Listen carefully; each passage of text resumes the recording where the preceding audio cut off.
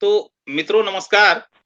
सतत व्यंग्य विमर्श 19 दिसंबर 2020 आज के इस आयोजन में सतत परिवार की ओर से मैं आप सभी प्रत्यक्ष और परोक्ष रूप से जुड़े व्यंग्य प्रेमियों का स्वागत करता हूं।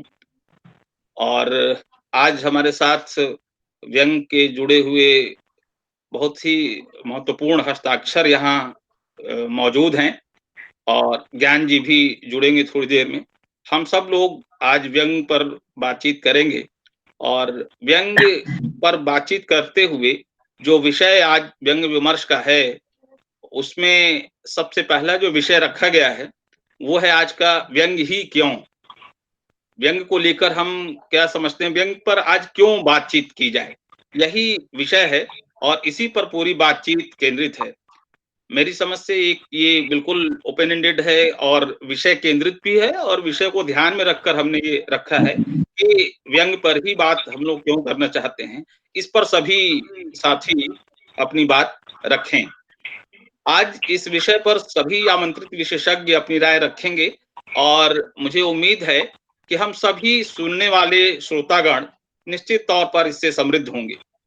जाहिर है, हम सबके साथ-साथ इस विषय पर श्रोताओं की भी कुछ राय होगी, हो सकती है।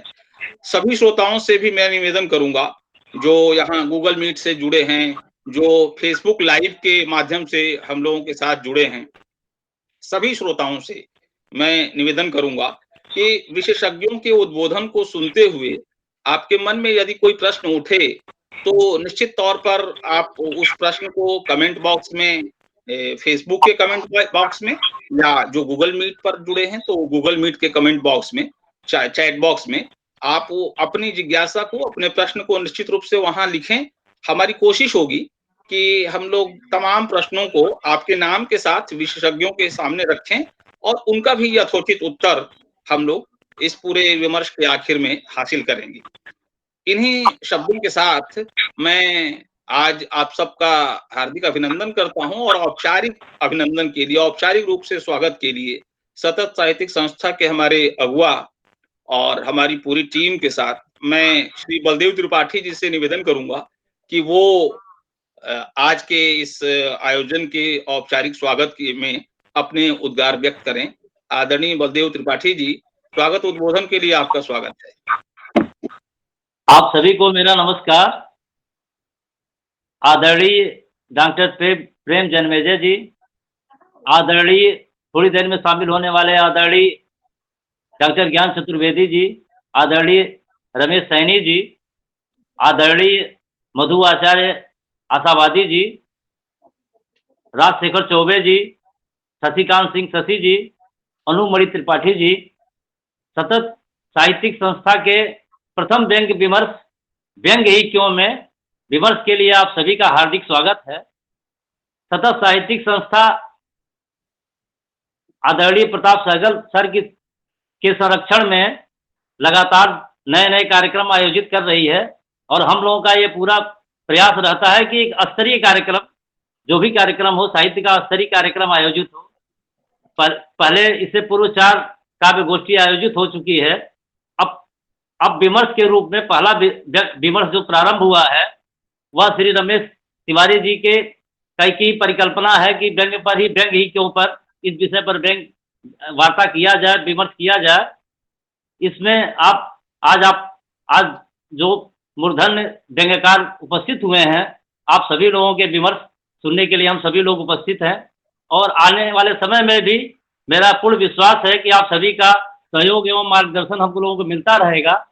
हमारी संस्था डॉक्टर प्रताप सहगल जी के नेतृत्व में रमेश तिवारी जी, रणविजय राव जी और मैं सभी लोग मिल करके सतत ये प्रयत्नशील रहते हैं कि हम अच्छे से अच्छा कार्यक्रम आयोजित कर सके। धन्यवाद। अब आगे जो है मैं रमेश तिवारी जी से अनुरोध करूंगा कि कार्यक्रम को गति प्रदान करें। बहुत बहुत धन्यवाद त्रिपाठी जी। और मित्रों, हम लोग जिस व्यंग्य विमर्श के लिए आज इकट्ठा हुए हैं, उसका आरंभ करते हुए मैं बिना किसी भूमिका के, जितने भी हमारे साथी हैं, तो मैं चाहूंगा, और जो आज का विमर्श है उसमें नए और पुराने सभी विशेषज्ञों का मिश्रण है, आयु क्रम और देशकाल परिवेश का क्रम ध्यान में रखते हुए। तो मेरी कोशिश है कि एक नए तरीके से हम लोग इस पूरी चर्चा को आरंभ करें और अंत तक लेकर चलें। मैं इस पूरी व्यंग की ही क्यों विषय पर बातचीत करने के लिए अपने इस गोष्ठी में मौजूद सबसे युवा साथी हमारे अनूप मणि त्रिपाठी जी से निवेदन करूंगा कि वो इस विषय पर, व्यंग ही क्यों विषय पर अपनी राय रखें। आदरणीय अनूप मणि त्रिपाठी जी।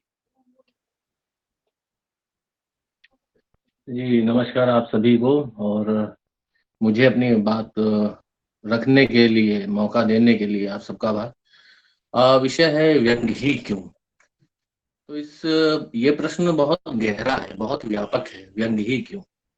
अगर मैं इस प्रश्न को दो स्तरों पे देखता हूँ, एक तो खुद के स्तर पे, अगर हमसे कोई पूछे कि आप व्यंग ही क्यों लिखते हैं, तो कई बातें मेरे जहन में आती हैं। पहली बात तो ये आती है कि इसके सिवा मुझे कुछ आता ही नहीं, मैंने जीवन में कोई काम ही नहीं किया, सिर्फ व्यंग ही लिखा है।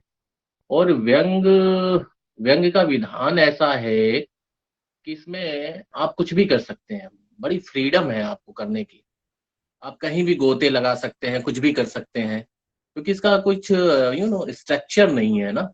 आप गजल में आएंगे तो गजल में रदीफ, काफिया, बहर सब देखना पड़ेगा, लेकिन व्यंग में ऐसा नहीं है। कहानी में आएंगे तो कथा, वस्तु, कथनांक सब देखना पड़ेगा, उसमें कहानी वाली बात होनी चाहिए। लेकिन व्यंग जो है, कहते ना, जो चीज आपकी खासियत होती है वही कमजोरी भी होती है। तो ये खासियत है व्यंग की कि आप कितना भी उड़ सकते हैं, आप किसी भी चीज को कैसे भी दिखा सकते हैं। तो मेरे हिसाब से तो ये बहुत ही दूर तक बात जाती है। जहाँ पे कोई कला या कोई चीज सीमित हो जाती है, व्यंग बहुत ऊंची उड़ान, व्यंग बाज की तरह बहुत ऊपर से देखता है, विसंगतियों को बहुत ध्यान से देखता है, फिर वो अटैक करता है उस पे। तो मुझे लगता है कि मेरी जहां तक बात है, अगर व्यंग ही क्यों कहा जाए, तो मुझे इसके सिवा कुछ आता नहीं। जो भी लिखा, जो अपनी समझ से लिखा, तो मुझे लगता है कि व्यंग है, तो व्यंग मैं करता हूँ। दूसरी बात, अब मैं आता हूँ अगर कला, समाज और साहित्य के परिप्रेक्ष्य में अगर मैं बात करूं, तो व्यंग बहुत ऊंचे दर्जे की चीज है। रस में तो नहीं है जिक्र, लेकिन व्यंग बहुत ऊंची जगह स्थान रखता है। आप अगर कोई भी महान रचना देखें तो व्यंग का उसमें पुट मिलेगा, बिना उसके बात नहीं हो सकती। व्यंग वो इंग्रेडिएंट है, बिना उसके तड़का लगे या छौंक लगे वो बात बनती नहीं है। और आज आज जिस तरह की हमारे पास कॉम्प्लेक्स सिचुएशन है ना, चीजें हैं, तो उसमें मुझे लगता है कि व्यंग वो टूल है, या व्यंग वो विधा है, या व्यंग वो स्प्रिट है, जिससे हम उस चीज को दिखा सकते हैं व्यंग के थ्रू। और व्यंग मुझे लगता है तब आता है व्यंग ही क्यों में, क्योंकि व्यंग अंत में अपना उपहास करता है, अपनी भी हंसी उड़ाता है, अपनी बेबसी को भी दिखाता है। मुझे लगता है कि विधा विधा के तौर पे या कला के उस फॉर्म में और कोई चीज नहीं है। आप गजल भी कहेंगे तो व्यंग के फॉर्म में आ जाएगा, आप कविता भी कहेंगे तो वो व्यंग आ जाएगा। आ, तो व्यंग बहुत व्यापक हो जाता है। मुझे याद आता है कि गालिब गालिब कहते हैं ना कि जब पहले उनकी बड़ी ख्वाहिश थी कि दरबार में हो, तो बहादुर शाह जफर के वो बन गए, मतलब उस्ताद बन गए। तो गालिब इससे खुश नहीं हुए, भाई उस्ताद भाई थे लेकिन खुश नहीं हुए। फिर उन्होंने खुद ही कहा कि क्या है गालिब, वजीफा खार हो तो शाह को दुआ, कहते थे कि वे दिन गए कि नौकर नहीं हूं मैं। तो आप देखिए, गालिब ने अपने ऊपर कटाक्ष किया, तो व्यंग उस लेवल तक जाता है। और आज मैं व्यंग आपको उस लेवल तक जाता है जो अभिव्यक्त करते हैं। अभिव्यक्त का इतना तगड़ा माध्यम है ये। इसी इसी क्रम में अगर हम आए, आप मजरू साहब को देख लीजिए फिल्म इंडस्ट्री में। एक छोटी सी घटना है, उन्हें लगा कि उनकी कद्र नहीं है, और पैसे के बरक्स उनकी कला की कोई कद्र नहीं, कोई समझ नहीं रहा। उन्होंने कुछ लिखा था, तो चूंकि पैसे से वहां मोल था, तो उन्होंने अपने ऊपर कटाक्ष किया, हम है, मताओ कूचा है, मका की तरह उठती है हर निगाह खरीदार की तरह। मजरू पूछ रहे हैं अले वफा का नाम, हम भी खड़े हैं उनमें गुनहगार की तरह। देखिए वो अपने ऊपर कटाक्ष करते हैं, तो व्यंग जो है उस लेवल तक जाता है। और आज की बात करूं तो व्यंग, आज जो समाज है, आज जो कॉम्प्लेक्स है, आज राजनीति और हर जगह जो गठजोड़ है, उसमें मुझे लगता है कि व्यंग से बेहतर उपकरण और कोई चीज नहीं। आप मीडिया देख लें या सत्ता देख लें या चीजें देख लें, इतनी गडमड हो गई है, इतनी सब मिक्स हो गई हैं। तो मुझे लगता है कि उसका विच्छेदन करना जो है वो व्यंग का काम है। और एक प्रसिद्ध विचारक ने नहीं कहा था कि कला, अपने भीतर कला को देखिए, ना कि कला के भीतर आपको। तो अगर आप कहेंगे व्यंग ही क्यों, तो मेरी जो पर्सनालिटी है या व्यक्तित्व है, तो मुझे लगता है कि वो ज्यादा मेरे लिए सुटेबल है। मैं इसी तरीके का हूँ निजी जीवन में भी और अपने लेखकीय जीवन में भी। तो मुझे वो ज्यादा सूट करता है, उस तरीके से कहना, उस तरीके से देखना। तो मेरे ख्याल से क्योंकि बहुत सारे वक्ता हैं और हमसे सुधी जन है, अनुभवी लोग हैं, वो सब कहेंगे 10 मिनट का समय था, तो मुझे लगता है कि 10 मिनट होने वाला है। कई सारी बातें हम सुनेंगे। और आप सभी का आभार और सतत संस्था का आभार जिन्होंने मुझे अपनी बात रखने का मौका दिया। बहुत बहुत धन्यवाद। बहुत बहुत धन्यवाद अनूप जी। और आपने बिल्कुल, अभी आपके पास समय काफी है और हम लोग कोशिश करेंगे कि आगे जब हम लोगों का वक्तव्य हो जाए तो उसके बाद जो प्रश्न हैं हम लोग उसमें भी भागीदारी करेंगे। उसमें जी जी जी, जी। तो बहुत बहुत धन्यवाद। और असल में व्यंग को लेकर जितना भ्रम हिंदी में है, उतना किसी और विधा को लेकर नहीं। ये मैं नहीं कह रहा, ये हरिशंकर परसाई के जमाने का सच है और ये सच आज तक यूं ही चला आ रहा है। और परसाई कहते हैं कि अक्सर व्यंग विनोद हास्य मखौल से व्यंग को अलग करके नहीं देखा जाता। मेरी ही कोई रचना पढ़कर प्रबुद्ध पाठक भी कह देता है बड़ा मजा आया, जबकि मैंने खिजाने के लिए वह चीज लिखी है। तो और उसके बाद एक तो व्यंग में जो भीड़ है और व्यंग की ये जो भीड़ के साथ जो चिंताएं हैं, और क्या कारण है कि यहाँ चिंताएं हैं अन्यत्र नहीं हैं। अन्य विधाओं में होंगी तो कितनी हैं ये तो अलग शोध का विषय है, लेकिन यहाँ है तो यहाँ चर्चा भी है, चिंता भी है, चिंतन भी है और लेखन भी है। मैं इसी विमर्श की इस कड़ी को आगे बढ़ाते हुए मैं बीकानेर से हमारे साथी श्री मधु आचार्य जी से निवेदन करूंगा कि व्यंग ही क्यों इस विषय पर अपनी बात रखें। आदरणीय मधु आचार्य जी। जी, सभी अग्रजों को मेरा नमस्कार। विषय जैसा अनूप मणि जी ने कहा, वाकई में बहुत जरूरी और समसामयिक है। मैं 10 मिनट में अपनी बात समाप्त पूरी करूंगा। दरअसल मित्रों, आज के दौर में सबसे ज्यादा संकट संवेदना का है। ये मैं हमेशा बोलता हूं कि जिस तरह से सत्ता व्यवस्था, सत्ता का मतलब मेरा कभी भी किसी भी राजनीतिक दल से न ले, सत्ता व्यवस्था, चाहे वो समाज की सत्ता हो चाहे धर्म की सत्ता हो, उस सब ने संवेदना को मारकर आदमी को एक औजार बना दिया, एक स्थूल वस्तु बना दिया।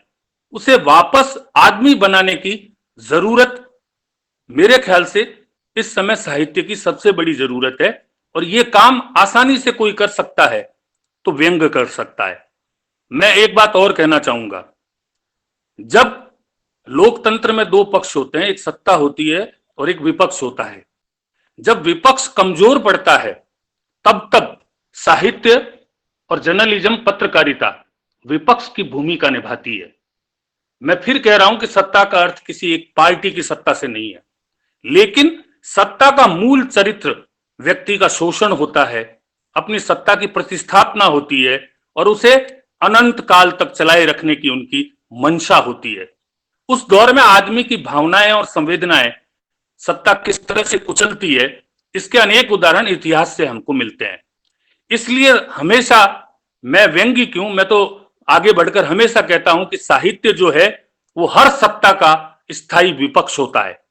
चाहे वो सत्ता धर्म सत्ता, समाज सत्ता, व्यक्ति सत्ता और किसी भी तरह की सत्ता हो, सत्ता का स्थायी विपक्ष होना जरूरी है ताकि सत्ता पर एक लगाम रहे, सत्ता पर एक अंकुश रहे, तो उसके लिए मुझे व्यंग सबसे अच्छा साधन लगता है। क्योंकि व्यंग ही एक ऐसी विधा है जिसमें प्रतिपक्ष करने की जबरदस्त क्षमता होती है। जैसा अनूप मणि जी ने कहा कि अपने मन की बात को अभिव्यक्त करने में हमें अन्य कलाओं में जैसे कविता है या कहानी है या कुछ और है, तो उसके कुछ तत्वों का ध्यान रखना होता है। व्यंग के अपने तत्व होते हैं, इस बात से इनकार नहीं करता, लेकिन व्यंग एक स्वतंत्र विधा होती है जिसका मर्म एक बहुत कोमल करुणा भरा होता है। मैं तो ये मानता हूं कि हर व्यंग करुणा से उपजता है। वो करुणा रचनाकार जब ग्रहण करता है तो उस करुणा से फिर उस व्यंग की अनुभूति दूसरों को कराता है, लेकिन उसका जरिया, उसकी भाषा, उसका विषय ऐसा होता है जो लोगों को गुदगुदाता है, सोचने के लिए मजबूर करता है। लेकिन मूलतः व्यंग करुणा की अभिव्यक्ति का एक बड़ा साधन होता है। तो मैं इस विषय में एक बात और कहना चाहूंगा कि लोग ऐसे भी हैं जो कहते हैं कि साहित्य जो है उसका उद्देश्य ये नहीं है कि सत्ता के जनहितकारी कार्यों की प्रशंसा न करे। मैं बिल्कुल कहता हूं कि जनहित के कार्य करना अच्छी बात है, हर सत्ता करती है। मैं ये भी नहीं कहता, आज की सत्ता भी करती है, पहले की सत्ता भी करती थी, लेकिन मित्रवर, हम सत्ता सौंपते ही इसीलिए है कि वो जनहित का काम करे, तो उसके जनहित के कार्यों की तारीफ करना तो किसी भी सूरत में व्यंग नहीं होता। लेकिन जहां जहां जनहित में कोताही होती है, जहां जहां जनहित पर कुठाराघात होता है, उसकी विसंगतियां जहां जहां नजर आती है, उसे लाना ही व्यंग है, क्योंकि उसका पक्ष लेना व्यंग नहीं है। मेरे सामने अनेक उदाहरण है। जैसे मैं आपको कहूं कि अभी एक ज्वलंत मुद्दा इस देश का किसान आंदोलन है। मुझे बड़ा अफसोस होता है जब सड़क पर बैठे उस किसान के विरोध में भी लोग लिखकर कहते हैं कि नहीं ये रचना है। नहीं भाई, ये रचना नहीं हो सकती, क्योंकि सत्ता की जहां विसंगति है, सत्ता की जहां कमी है, लोकतंत्र डेमोक्रेसी किसको कहते हैं हम? डेमोक्रेसी उसी को कहते हैं कि जिसमें जन कल्याणकारी भावना हो। तो किसान तो जन कल्याण का सबसे बड़ा साधन है, सबसे बड़ा जरिया है, जिसकी दी हुई रोटी हम खाते हैं। अगर उससे बात न की जाए और उस पर कटाक्ष करते हुए हम ये लिखें कि वहां तो ये हो रहा है, वहां तो ये हो रहा है, माफ करना, मैं तो उसे व्यंग नहीं मानता, क्योंकि व्यंग प्रतिपक्ष का काम करता है और जनहित के काम सरकार करती है। जनहित के लिए तो सत्ता सौंपी है हमने, नहीं तो इतने आज के इस युग में इतने बड़े बड़े साधन सुविधाएं सत्ता को हमने क्यों दी है। एक दूसरी बात मैं बहुत स्पष्ट कर देता हूं कि सत्ता का मतलब मेरे लिए कोई दल नहीं है। मैं किसी एक दल की बात कभी भी सत्ता के लिए नहीं करता, क्योंकि सत्ता का चरित्र हर बार एक जैसा होता है। आज जो विपक्ष में है कल सत्ता में आ सकते हैं। लेकिन मैं आपको एक छोटा सा उदाहरण बताता हूं मेरे इस राजस्थान का। राजस्थान की विधानसभा में उस समय उच्च शिक्षा मंत्री, हमारे यहां कोई भाजपा की सरकार थी उस समय, ललित किशोर चतुर्वेदी थे। उनके पास व्याख्याता लोग गए कि हमारी वेतन विसंगतियां हैं, इनको आप दूर कीजिए। तो उन्होंने कहा नहीं नहीं, ये संभव नहीं है। तब हमारे यहाँ के एक विधायक थे डॉक्टर बीडी कल्ला, जो आज मंत्री हैं, तो वो उनके पास गए तो उन्होंने तुरंत कहा कि नहीं नहीं, आपकी मांगे वाजिब है, मैं विधानसभा में उठाऊंगा। उन्होंने विधानसभा में उठाई। मैं जो कह रहा हूं ये विधानसभा के रिकॉर्ड में दर्ज है। उन्होंने कहा मैं उठाऊंगा, उन्होंने मांग उठाई।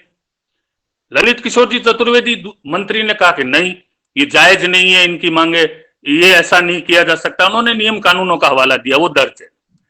सत्ता बदली, सत्ता बदलते ही उन हमारे विधायक जी के पास उच्च शिक्षा मंत्रालय आ गया, वो विपक्ष में चले गए।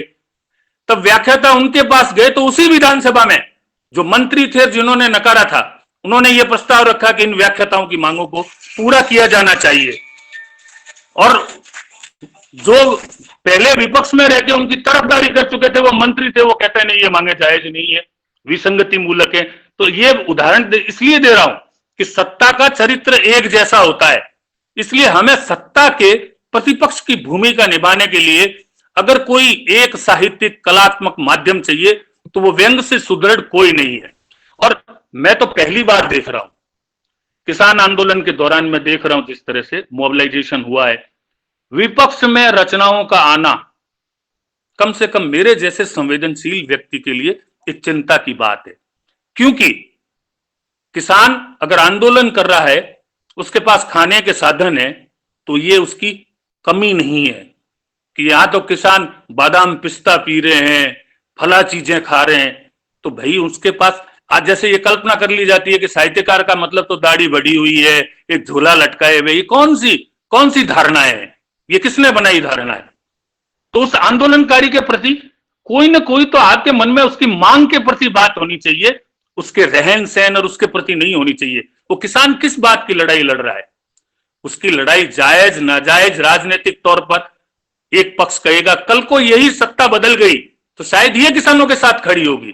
तो हमें सत्ता की बात नहीं करनी चाहिए, हमें सत्ता का स्थायी विपक्ष बनना चाहिए।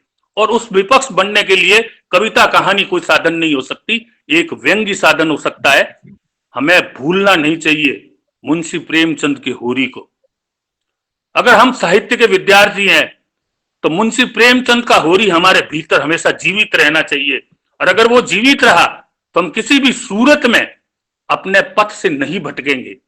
व्यंग की जिस दिशा को, हर विधा का अपना एक इतिहास होता है, उसकी एक परंपरा होती है।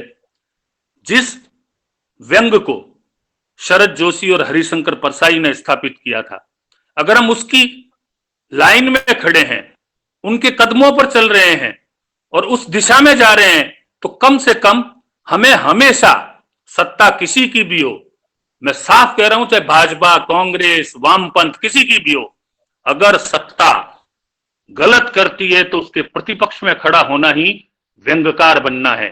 वही सच्चा व्यंग्यकार होता है जो विसंगति को देखता है, जो जुल्म को देखता है, जो पीड़ा को देखता है और जो इस सत्ता से आम आदमी की उपेक्षा को देखता है कि हमें तय करना है कि हम किसके साथ खड़े हैं, सत्ता के साथ या जनता के साथ, अमीर के साथ या गरीब के साथ। ये रचनाकार को तय करना होता है और ये सारी छूट व्यंग देता है। इसलिए मैं व्यंग को कविता कहानी और उपन्यास से भी श्रेष्ठ मानता हूं, क्योंकि वो स्थायी विपक्ष और समसामयिक होता है। कालजयी रचनाएं, शाश्वत रचनाएं, ये कथाएं बहुत सुन चुके हम। अपने समय का सच जो होता है जिस रचना में, वही रचना कालजयी और शाश्वत होती है और उसे ही कालजयी और शाश्वत माना जाना चाहिए। तो आज के दौर में व्यंग मेरे ख्याल से कालजयी रचना, हर व्यंग रचना कालजयी रचना है, हर व्यंग रचना शाश्वत रचना है जो प्रतिपक्ष का काम करती है, जो प्रतिपक्ष की भूमिका निभाती है। प्रतिपक्ष किसी का भी हो सकता है, सत्ता नहीं, मैंने सत्ताओं के प्रकार बताए आपको, केवल राजनीति तक मेरी बात को सीमित मत मानिएगा। लेकिन सामाजिक, धार्मिक, आर्थिक सत्ताओं को चुनौती देना व्यंग का धर्म होता है, इसलिए व्यंग जरूरी है। दूसरी विधाएं ये काम नहीं कर सकती। मित्रों, आज कॉरपोरेट घराने फल फूलते हैं, क्या हम उस पर बात नहीं करेंगे? क्या निजीकरण जिस तरह से हर क्षेत्र में, शिक्षा और स्वास्थ्य जैसे लोक कल्याणकारी विषयों में भी निजीकरण हुआ, क्या व्यंग्यकार उसका प्रतिपक्ष नहीं करेगा? ये स्वतंत्रता इस तरह के प्रतिपक्ष की साहित्य की दूसरी विधाओं में नहीं मिलती, केवल मात्र व्यंग में मिलती है। हम कोरोना के इस दौर को देख चुके हैं, क्या इसकी विसंगतियों के बारे में हम नहीं लिखेंगे? राजधर्म, सत्ता धर्म, लोकतंत्र धर्म जहां जहां विचलित होता है, वहां वहां व्यंग खड़ा होता है। कविता खड़ी नहीं होती, कहानी खड़ी नहीं होती, क्योंकि व्यंग की धार आम आदमी तक, किसान को भी समझ में आती है, मजदूर को भी समझ में आती है। लेकिन व्यंग में धीरे धीरे जो एक नया फैशन चला है कि एक पक्ष के साथ खड़े होकर बात कहना, मैं उसे सही नहीं मानता। कम से कम मेरी नजर में तो वो सही नहीं है, क्योंकि व्यंग प्रतिपक्ष का प्रतिनिधित्व करता है और समाज में जब तक समता नहीं होगी, सद्भाव नहीं होगा, तब तक प्रतिपक्ष की जरूरत पड़ेगी और तब तक व्यंग जीवित रहेगा, व्यंग की सार्थकता बनी रहेगी। बस मेरे पास तो इतने छोटे से विचार थे, मैंने आपके सामने रखे। बहुत बहुत धन्यवाद। बहुत बहुत धन्यवाद मधु जी, आपने विस्तार से इन चीजों को रखा और खोलने की कोशिश की कि व्यंग की भूमिका क्या है और व्यंग की जरूरत क्यों है, हम क्यों व्यंग ही क्यों पर चर्चा कर रहे हैं, इस पर आपने अपनी राय रखी और बहुत धन्यवाद आपका।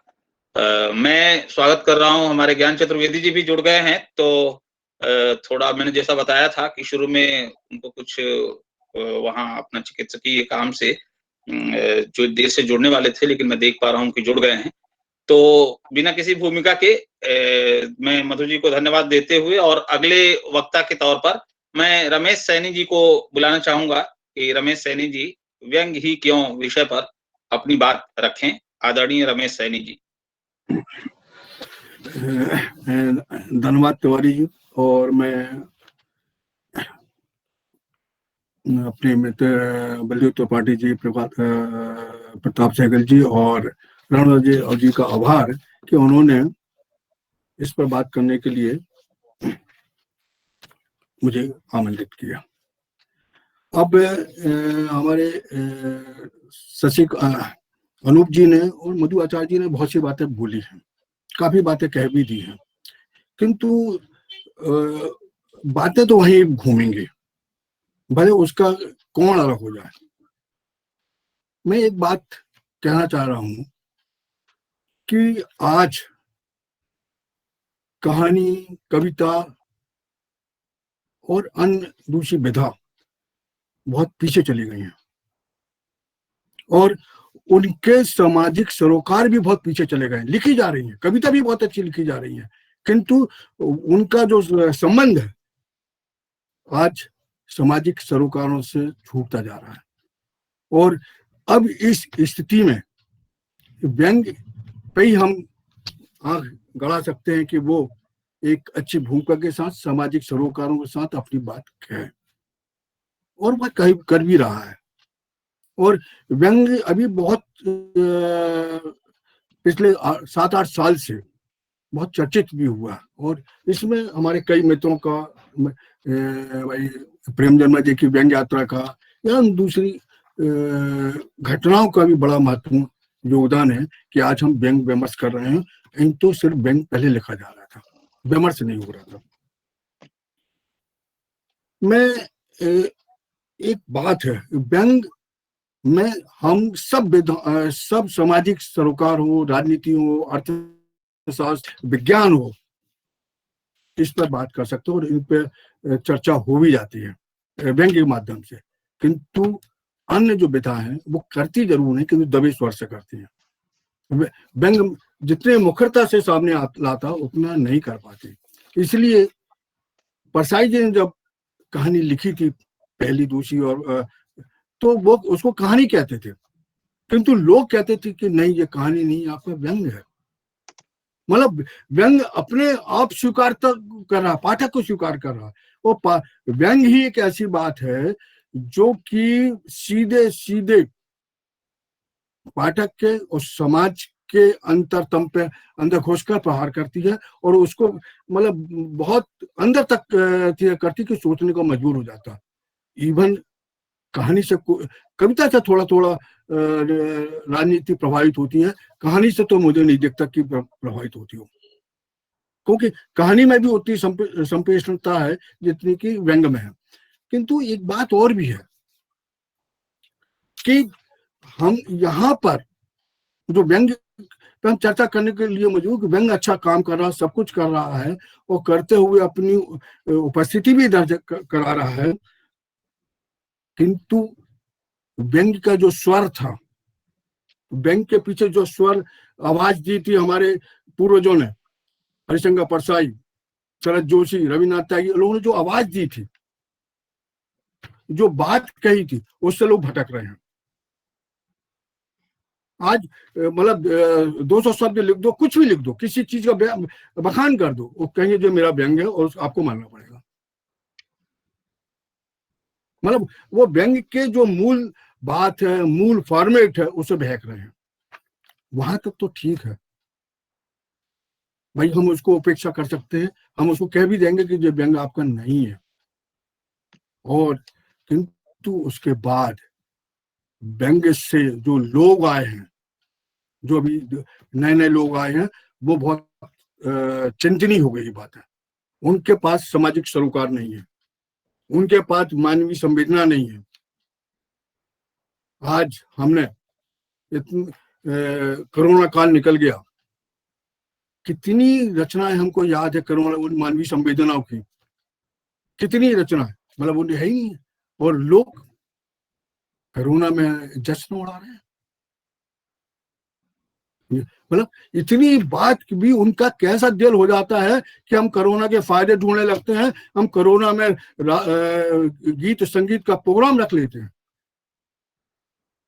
और लिखा क्या, बहुत चिंतनीय बात है। और उसके बाद क्योंकि व्यंग्य की प्रकृति ही है समकालीनता की, समकालीन बातों पे ही करेगा, इतिहास पे नहीं जाएगा। कुछ आरंभ हुआ था व्यंग्य का कि जो मिथ और धार्मिक आख्यानों पर व्यंग्य लिखे गए थे, किंतु आज व्यंग्य पूरा नया रूप रख लिया है और वो समकालीनता पे बात कर रहा है और हमेशा समकालीनता पर ही बात करेगा। हाँ, शाश्वत की एक प्रक्रिया होती है, वो 20 साल में 10 साल के बाद शाश्वत होगा। आज हम परसाई जी को रचना, उस वक्त परसाई जी जब बात करते थे तो लोग उनको बोलते थे कि जो मखाल उड़ाने वाला है, या कुछ ऐसी बातें करते थे उसकी रचना को, उस गंभीरता से। किंतु आज हम उनकी रचना को, शरद जोशी की रचना को शाश्वत रचना की श्रेणी में ला रहे हैं और याद करते, बार बार याद करते। माते दिन चांद पर, या पवित्रता का दौरा, या गर्दिश के दिन, या बैसों के फिसलन, ऐसे बहुत से तमाम हम वर्जीना वुल्फ कर रहे हैं, या अकाल उत्सव जी पसवार इल्दिया, ऐसी तमाम बातें क्योंकि आज शाश्वत हो गई हैं। तो हम शाश्वत की चिंता नहीं करना चाहिए। शाश्वत एक प्रक्रिया है, वो बाद में हुई। ऐसे ही कि हम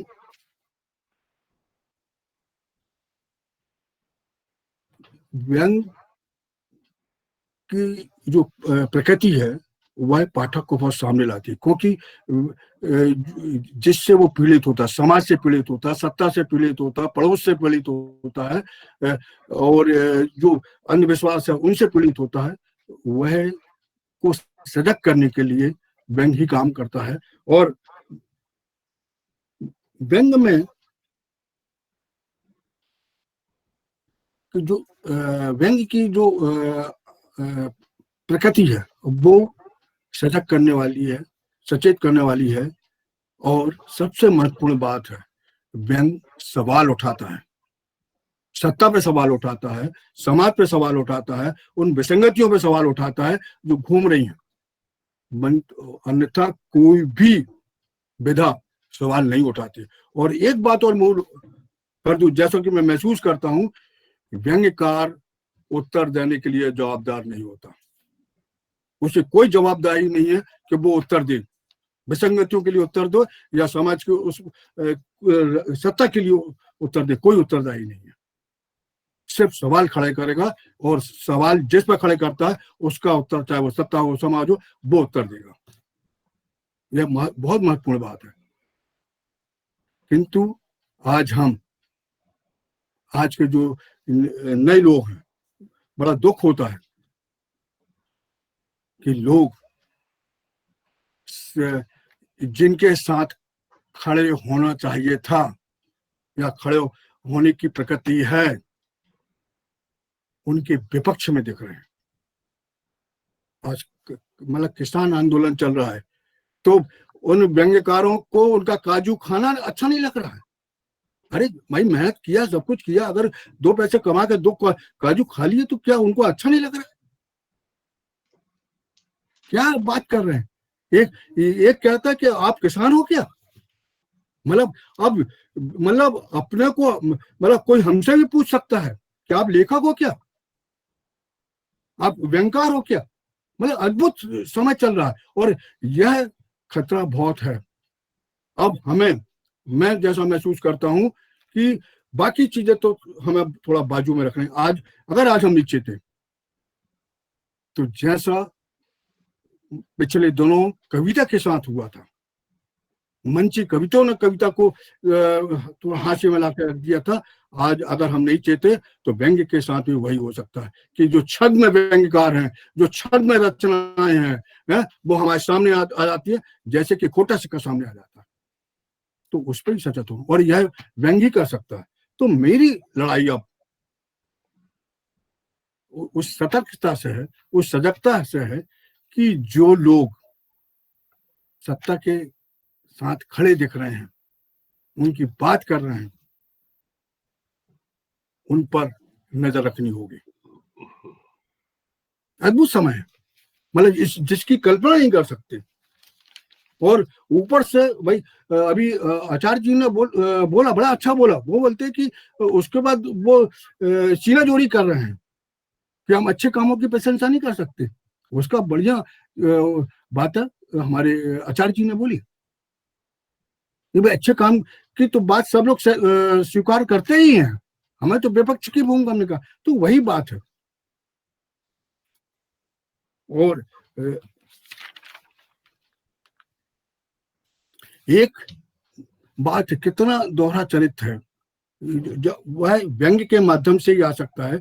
अभी अभिषेक अवस्थी की एक रचना, मुझे पता नहीं कुछ दिनों से अभिषेक अवस्थी मुझे बहुत पसंद आने लगा है। मैं उससे कभी मिला नहीं हूँ, उसे कुछ किया नहीं हूँ। उसके महीने 2 महीने में 1-2 रचना आती है, और उसमें कहीं ना कहीं मुझे एक स्वर नजर आता है जो व्यंग्य के भविष्य का स्वर है। अब अभिषेक अवस्थी की रचना में दिखता है कि कोरोना को नेताओं के भाषण, चुनाव की उत्पत्तियां और जरूरतें वो कोरोना को दबा देती हैं। वो कोरोना वहां पे नहीं रहता, भीड़ उनको कोरोना। और जब किसान आंदोलन होता है तो कोरोना वहां सामने आ जाता है। लोग कहते हैं कोरोना से आप अलग हो जाइए। ये कैसा चरित्र है? ये सत्ता का चरित्र है, और इसको उजागर करना ही पड़ेगा। तो बात है कि बहुत सी चीजें हैं कि हम जहां बात करते करते सब लोग बोलते हैं कि सिर्फ सत्ता की बात करते, क्योंकि सत्ता के साथ साथ व्यंग्य ऐसे नहीं कि सामाजिक विसंगतियों पे भी आ रहे हैं, अंधविश्वासों पे भी आ रहे हैं। जो बड़े धर्म के सेठ हैं या मठ हैं, उनके विरुद्ध में भी आ रहे हैं। किंतु अभी हमें सतर्क होने की, सिर्फ अपने बीच के जो लोग हैं उनको पहचानने की जरूरत है, और वो पहचान ही हमारे इस व्यंग्य को बचा सकती है।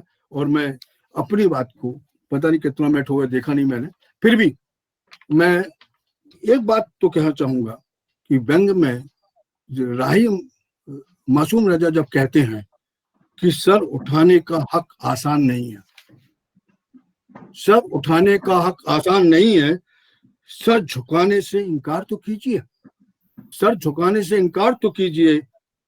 कैसी जमीर दर, कैसे जमीर था, लफ्ज को तेज तलवार तो कीजिए। तो हमें शब्द पहले भी तेज थे, आज भी तेज है, और हमेशा तेज रहेंगे। किंतु कुछ जो शब्द हमारे शब्दों के अर्थ को अनर्थ कर रहे हैं, बोथरा कर रहे हैं, उनको भी से सजग रहना चाहिए और उन शब्दों को समझना चाहिए। और इसी के साथ मैं अपनी बात को समाप्त करता हूँ। धन्यवाद। बहुत बहुत धन्यवाद सैनी जी, आपने बहुत ही विस्तार से अपनी बातें रखी, और मुझे उम्मीद है कि बहुत से लोगों को इससे लाभ होगा और बहुत से लोगों को इससे दिशा मिलेगी।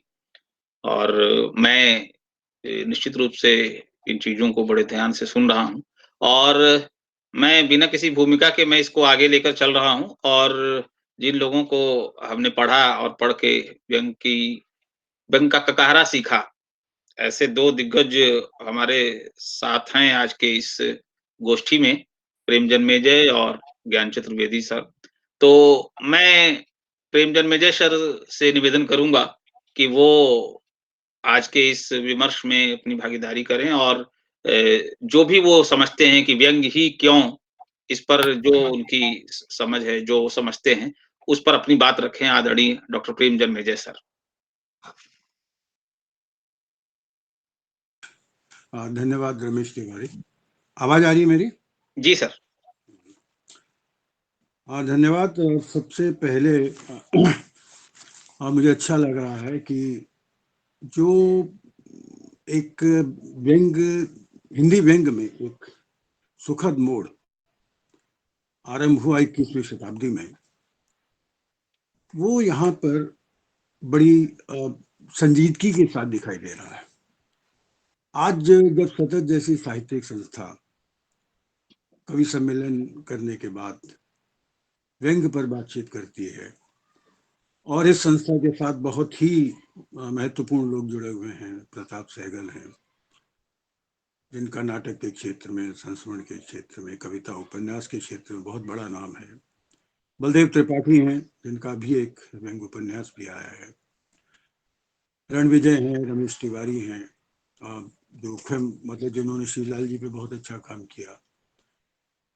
और इस जो आयोजन आपने किया, इसमें भी ज्ञान भाई हैं, मधु आचार्य आशावादी यही बोल के गए, रमेश सैनी हैं, और अनूप ने अपनी बात कही।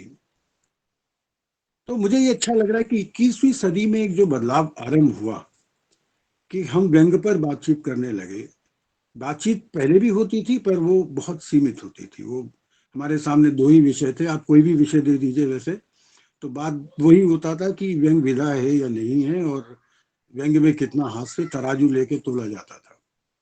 पर आज व्यंग्य ही क्यों, इस तरह का जो सवाल रखा गया है या किया गया है यहाँ पर, मुझे लगता है कि ये लगभग वैसा ही है जैसा कहा जाता। तुलसी ने कहा कि जाकी रही भावना जैसी, प्रभु मूरत देखी तिन वैसी। इसको आदमी वैसे ही देख सकता है, हर व्यंगकार अपनी भावना से देखेगा।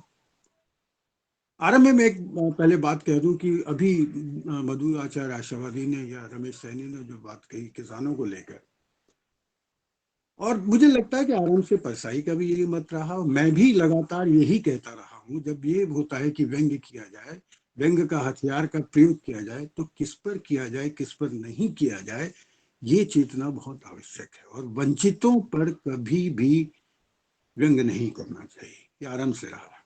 और अच्छा है, ये इस सोच के लोग यहाँ पर हैं, और जो इस बात को मानते हैं कि अब जैसे विषय की मैं बात कर रहा था कि बड़ा वो लगता है, मतलब आपने जो यहाँ पर विषय रखा है, उस विषय को देखकर आप कुछ भी कह सकते हैं कि व्यंग्य ही क्यों। अब व्यंग्य ही क्यों मुझसे भी पूछा जा सकता है, अनूप ने शुरू में कहा था, मैं भी पूछ सकता हूँ कि व्यंग्य इस समय में, ये कह सकता हूँ क्यों नहीं। और कई बार ये लगता है कि ये जो व्यंग्य का समाज है जिसमें हम चीज बात कर रहे हैं, इतने सारे लोग हैं, कि ऐसे में ये प्रश्न पूछा जाना कि व्यंग्य ही क्यों। भाई इतने सारे व्यंगकार हैं और उनसे ये पूछा जा रहा है, तो ये क्या ऐसा है कि हम कबूतर की तरह आंख मूंदे बैठे कि जो है, या कुरुक्षेत्र का मैदान है, वहां पे क्लीव अर्जुन बैठे बने हुए बैठे हैं कि महाराज कुरुक्षेत्र का मैदान है, युद्ध लड़ना, अपने हथियार डाल के बैठे हैं कि व्यंग्य क्यों। हम नपुंसक बनकर अपने हथियारों की उपयोगिता पर ही तो कहीं प्रश्न चिन्ह नहीं लगा रहे। और दो पक्ष होते हैं अपने समय को देखने के। एक पक्ष वो होता है जब हम अपने खिड़कियां और दरवाजे बंद कर लेते हैं और तथा कथित कहा जाता है कि मन की आंखों से जगत को देखने का भ्रम पालने लगते हैं, तब इस तरह के सवाल भी आ जाते हैं। और पर यदि आपके सामने महाभारत का कुरुक्षेत्र है, आपके अंदर क्लीव अर्जुन की आत्मा ने प्रवेश कर लिया है, तब हम ये सवाल करते हैं। पर मित्रों, मेरा मानना ये है, ये कबीर बनने का समय है, और ऐसे समय में हम सूरदास बने, सखा भाव से अपने समय का गुणगान ना करें। दूसरा मुझे लगता है कि क्यों व्यंग्य की, जब हम कहते हैं कि व्यंग्य ही क्यों, तो मेरा मानना है कि आज का समय आप खुद देखते हैं कि इतना विसंगतियों से भरा है, इतना चकाचौंध, मतलब हमारे उसके सामने हमारे सामाजिक सरोकार, हमारे मानवीय मूल्य, ये सब धीरे धीरे धुंधलाते चले जा रहे हैं। हमारी अस्मिता पर लुक छिप कर हमले हो रहे हैं। तो ये निरंतर एक ईमानदार आदमी पर एक प्रभाव छोड़ते हैं। और हम देखते भी हैं, मतलब किस तरह की विसंगतियां हमारे समाज में हैं। पहले सुर जो है वो सुर जैसे होते थे, देवता देवता जैसे होते थे, असुर असुर जैसे होते थे। पर आजकल बाजार में दोनों का ऐसा मिक्सचर आ गया है कि पता ही नहीं चलता गद्दी या पूंजी पर बैठा सुर है या असुर है। जिसे हम देवता समझकर पूछते हैं, वही हड्डियों का व्यापारी निकलता है। जिसके चरणों में भक्ति जाकर सब कुछ अर्पित कर देती है, वही उसका सर्वस्व लूट भी लेता है। तो ये एक चेहरे जो अलग अलग आ रहे हैं, और मुझे ये भी लगता है कि आज के समय में जिस तरह से मानवीय संबंध, शिक्षा, ये सारी चीजें जो है आज वस्तु, एक प्रोडक्ट बनती जा रही हैं। जैसे बाजार में डॉलर, रुपया, ये इन मुद्राओं का मूल्यन या अवमूल्यन होता रहता है, वैसे ही आम भारतीय नागरिक की मुद्रा का भी मूल्यन अवमूल्यन हो रहा है। कबीर ने कभी कहा था, ये मेरा व्यंग भी है, कि कबीरा खड़ा बाजार, पर कबीरा बाजार में खड़ा सबकी खैर मांगने के लिए खड़ा होता था, पर आज हमारे अपनी खैर मनाने का समय आ गया है। आज हमारे लिए आत्ममंथन का समय है। आज इन सारी चीजों से एक लड़ाई जारी है, और ये हताशा से बैठने का समय नहीं है, चुनौतियों से मुठभेड़ करने का समय है, मेरा मानना ये।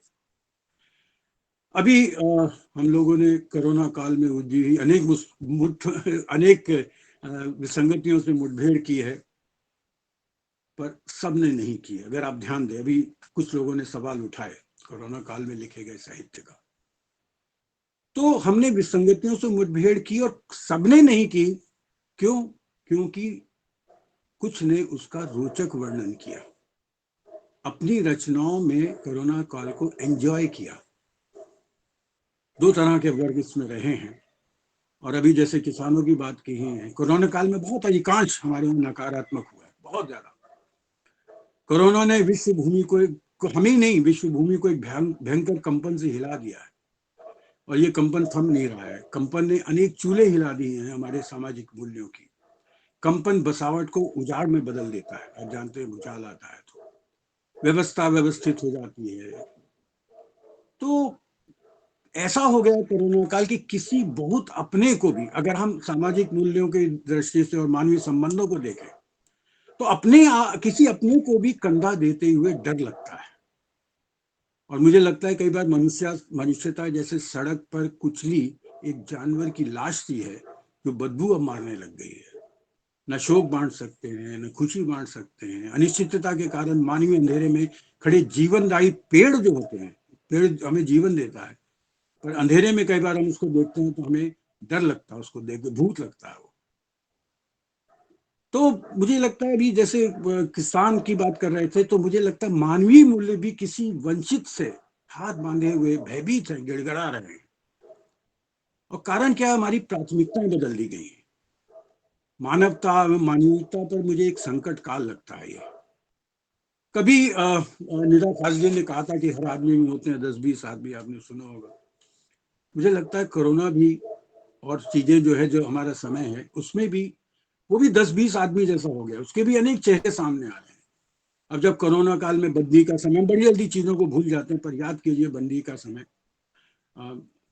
आचार्य आशावादी ने भी ये चीज याद दिलाई थी कि एक वो समय था कि जिनके घर थे अपने, उन्होंने लॉकडाउन का उत्सव मनाया, थालियां पीटी, विभिन्न चैनलों में उनकी जश्न की तस्वीरें दिखाई दे रही थी। जिनके घर थे, उन्होंने तरह तरह के पकवान बनाने सीखे, सोशल मीडिया को स्वादिष्ट किया। जिनके घर से उन्होंने परिवार का सुख बनाया। जिनके घर थे, उन्होंने बेघरों पर बहुत लिखा। विसंगति ये थी। और जिनके घर थे, कोरोना से डरकर घर में दुबके रहे। जिनके घर थे, वो अपने वातानुकूलित घरों में सोशल मीडिया पर घड़ियाली आंसू बहा रहे थे। कुछ ने स्वहितार्थ कोरोना काल में विष बेल भी बोई है, आप जानते हो।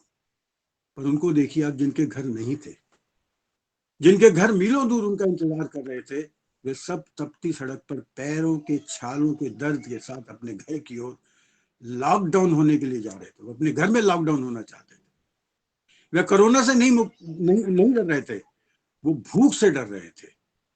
जिस शहर ने उनकी मजूरी निचोड़ने के लिए अपनेपन का आभास दिया था, ये जो महानगर, वो आपको अपनेपन का आभास देता है कि भैया ये तेरा अपनापन है। जिसने उसने अपनेपन का आभास दिया था, वही उसे भिखारी मान दुत्कार चुका था। अजब समय था जिसे हम लोग लगभग भूल रहे हैं। तो मुझे लगता है मित्रों, ये जितना शारीरिक रोग है, उतना ही मानसिक रोग भी है। और शारीरिक रोग की चिकित्सा डॉक्टर कर रहे हैं, ज्ञान भाई जैसे लोग हैं। और 10 मिनट पूरे होने वाले हैं, ठीक, मैं अभी खत्म करता हूँ थोड़ी देर।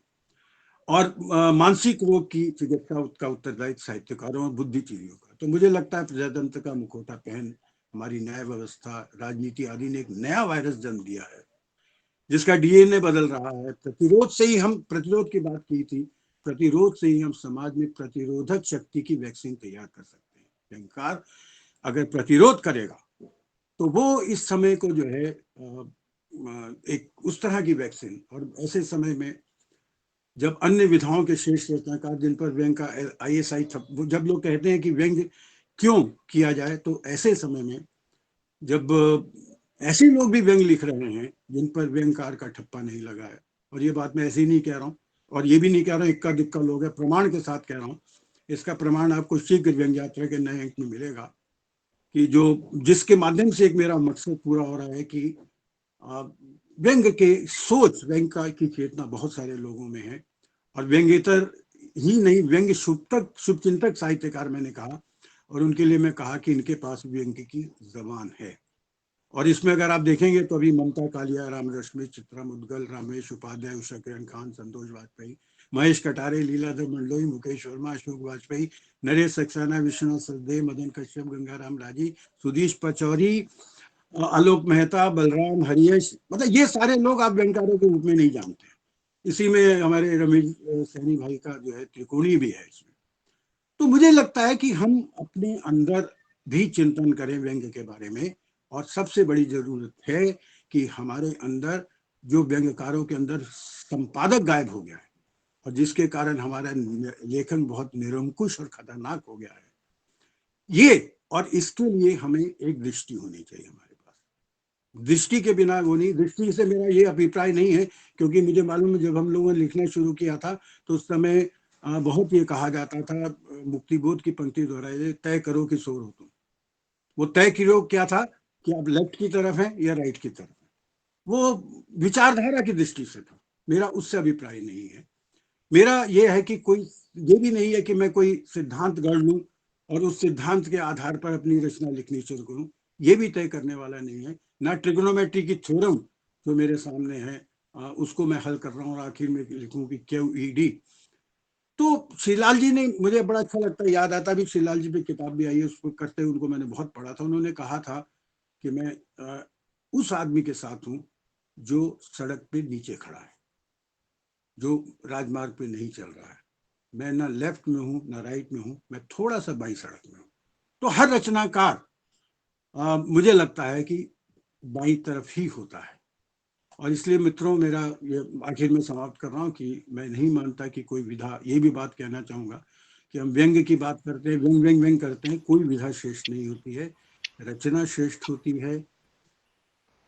मूल कथ्य होता है, उसकी प्रस्तुति बाद में आती है। सशक्त कथ्य के साथ भाषा का सौंदर्य किसी भी रचना को बेहतर बना सकता है, और विषय की मांग और रचनाकार का व्यक्तित्व तय करता है। और ये भी मेरा मानना ये है कि व्यंग के लिए एक अलग दृष्टिकोण की जरूरत है।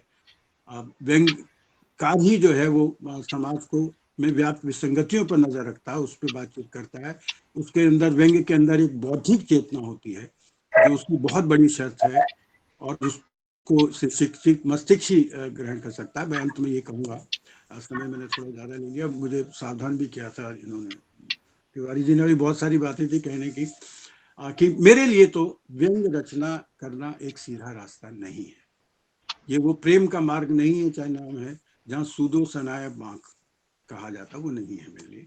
ये मुझे दो धारी तलवार या आग का दरिया की तरह लगता है, और जिसके लिए अगर आप व्यंग रचना पे, जब आप व्यंग लिखते हैं, उस पीड़ा को, लेखन की पीड़ा को आप तभी महसूस कर सकते हैं जब आप चिंतन करेंगे, जब उसके बारे में सोचेंगे। अगर आप तात्कालिक दृष्टि से कार्बन कॉपी या फोटोस्टेट कॉपी करके रखा और निकाल दिया तो उससे रचना नहीं बनती है। और मेरा यही मानना है कि व्यंग जो है, जिस पे आपसे लोग बात की, मैं इसके लिए पहले आप लोगों का बहुत धन्यवाद कर ही चुका हूँ, आज भी धन्यवाद करता हूँ कि व्यंग मेरी दृष्टि से, इस पे चर्चा जो आपने की, और व्यंग क्यों, इस पर जो सवाल उठाया, बहुत अच्छे मौजूद सवाल उठाए, और मेरे दोस्तों ने बहुत अच्छी बातें की। धन्यवाद आप लोगों का, थोड़ा समय जाने लेने के लिए क्षमा, क्योंकि बातें कुछ बहुत सारी मन में आती हैं, और व्यंग का जब विमर्श होता है तो और बातें भी आ जाती हैं सब। जी जी, धन्यवाद, बहुत बहुत धन्यवाद सर। आपने विस्तार से अपनी चीजों को रखा, अपने अनुभवों को, और अपने जो आपने विषय पर सोचा। आभार आपके प्रति। और मैं बिना किसी भूमिका के, चूंकि समय तेजी से बढ़ रहा है, तो मैं अगले वक्ता के रूप में मैं डॉक्टर ज्ञान चतुर्वेदी सर से निवेदन करूंगा। मैं ज्ञान जन्मेजय कह रहा था, गलती हो गई। ज्ञान चंदानी भी हमें कहते हैं लोग, ज्ञान तो ज्ञानचंद बोलते हैं या कुछ भी बोलिए जी। आप ज्ञान चतुर्वेदी सर से निवेदन करूंगा कि वो अपनी बात रखें। जी ज्ञान जी, स्वागत। जी बहुत सारी बातें सुन ली, मैं उनमें कोई भी चीज नहीं दोहराना चाहूंगा। कुछ बातों से मैं उन बातों को हो सकता है मैं थोड़ा आगे बढ़ाने की कोशिश करूं, क्योंकि मैंने आपसे, अगर याद हो तो मैंने आज सुबह पूछा था आपसे कि आखिर इस विषय में आप चाहते क्या हैं, क्योंकि इस विषय से ऐसा लगता है कि तुम व्यंग ही क्यों लिखते हो। एक तो ये वाला बात आ रही थी कि मैं समझाऊं कि मैं व्यंग ही क्यों लिखता हूँ।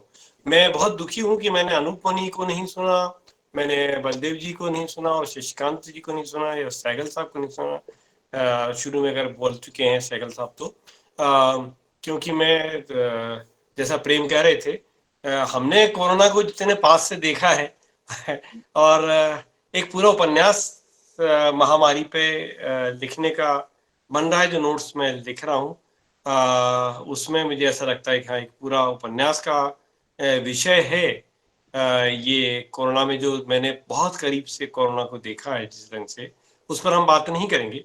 हम दो तीन बातों पे बात करेंगे। एक तो मैं कहूंगा कि जैसा कि प्रेम ने कहा कि कोई विधा को हम ये कह दें कि बाकी विधाएं इसको व्यक्ति ही नहीं कर सकती, मैं इससे कतई सहमत हूं।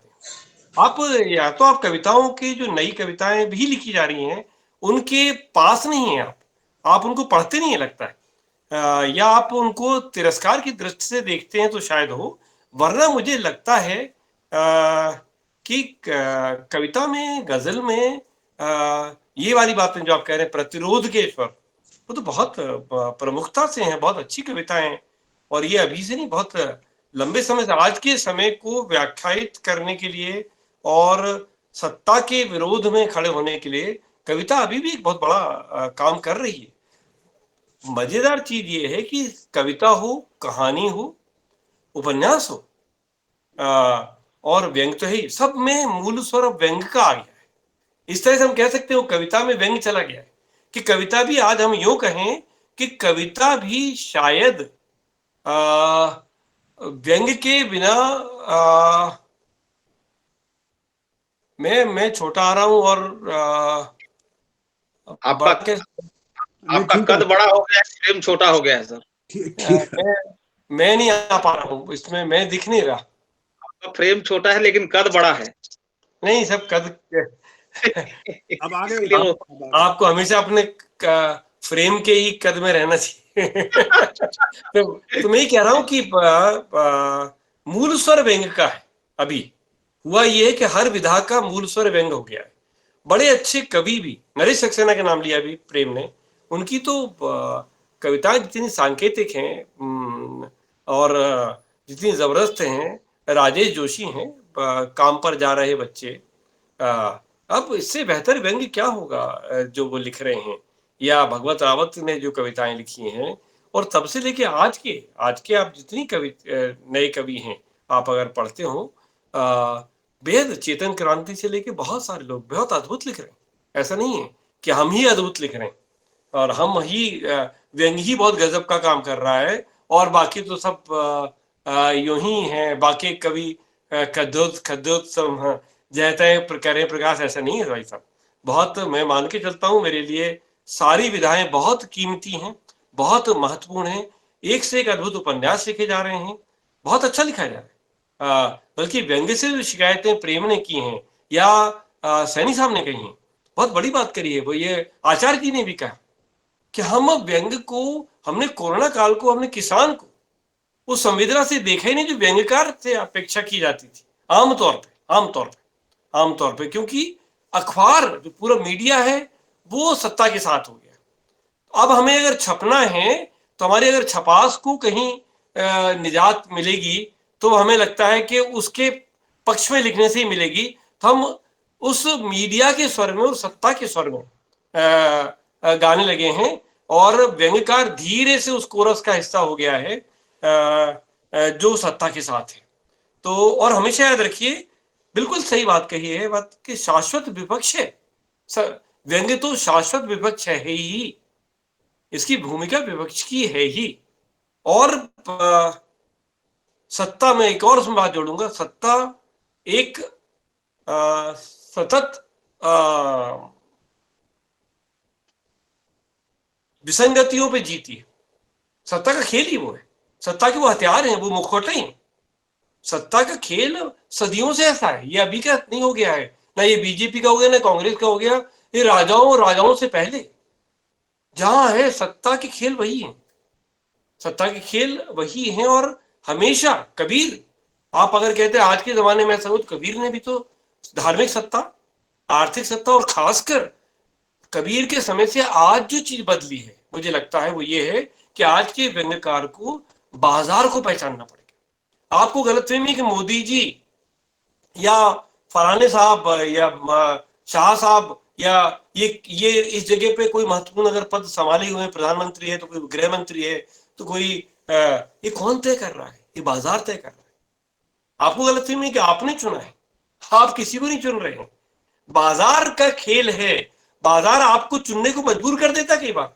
बाजार के खेल एक वो माहौल पैदा करते हैं, वो इमेज पैदा करते हैं कि आप वो उस आदमी को चुनते हो जो बाजार के अनुकूल है।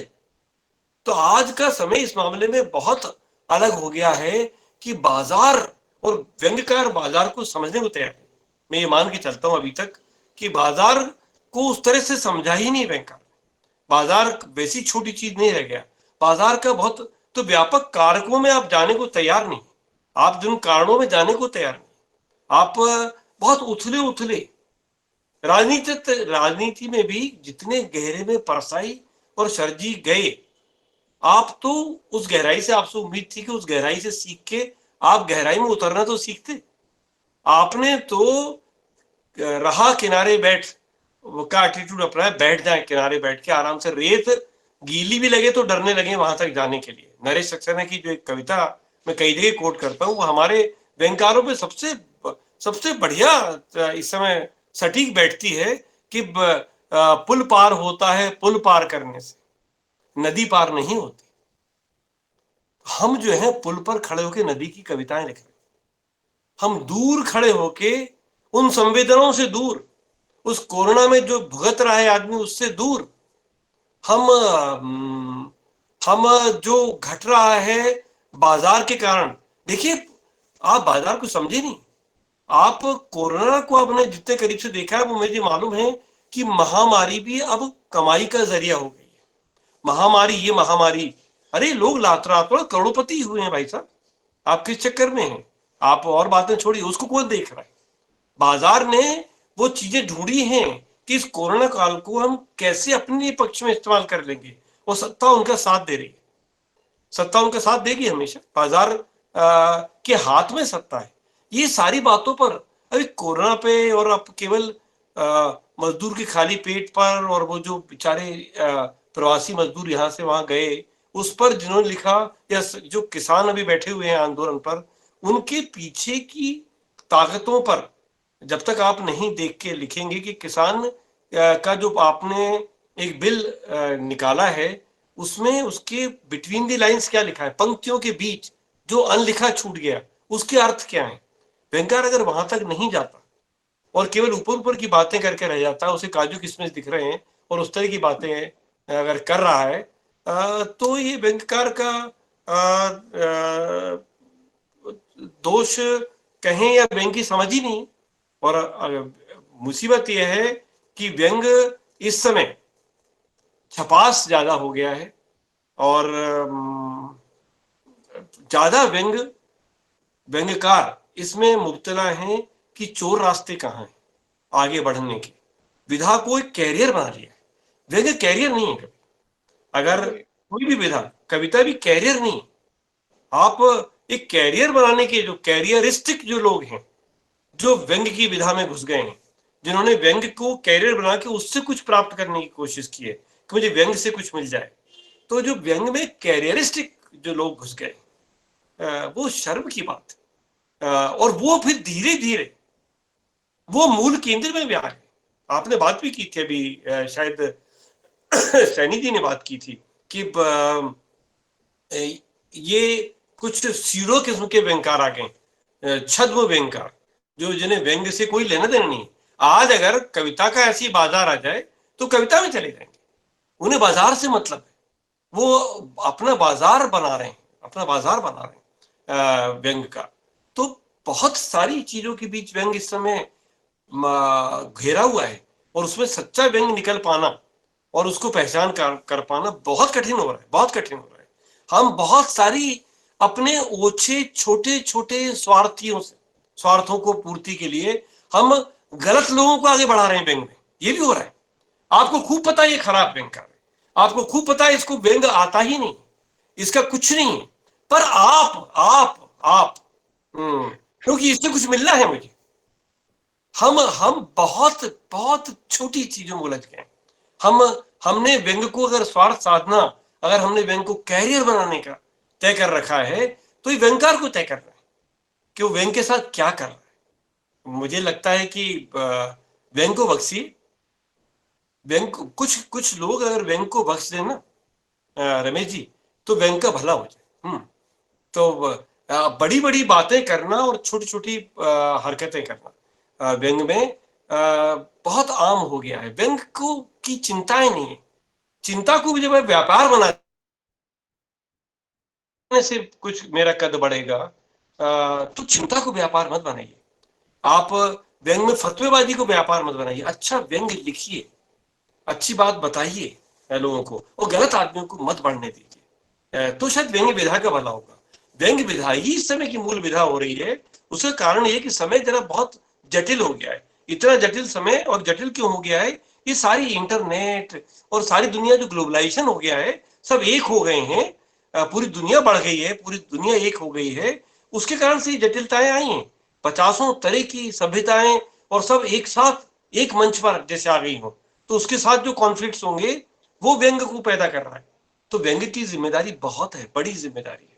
तो इसको, हाँ 10 मिनट पूरे हो रहे हैं और मैं इसे क्लोज करता हूं अपनी बात कह के कि मैंने असल में कुछ भी नहीं कहा जाए तो मैंने कोई ऐसी बात कह नहीं पाया जो मुझे कहने की बहुत सारी व्यंग पर बात की जा सकती है, व्यंग की चिंताएं व्यक्त की जा सकती हैं, ये तय है।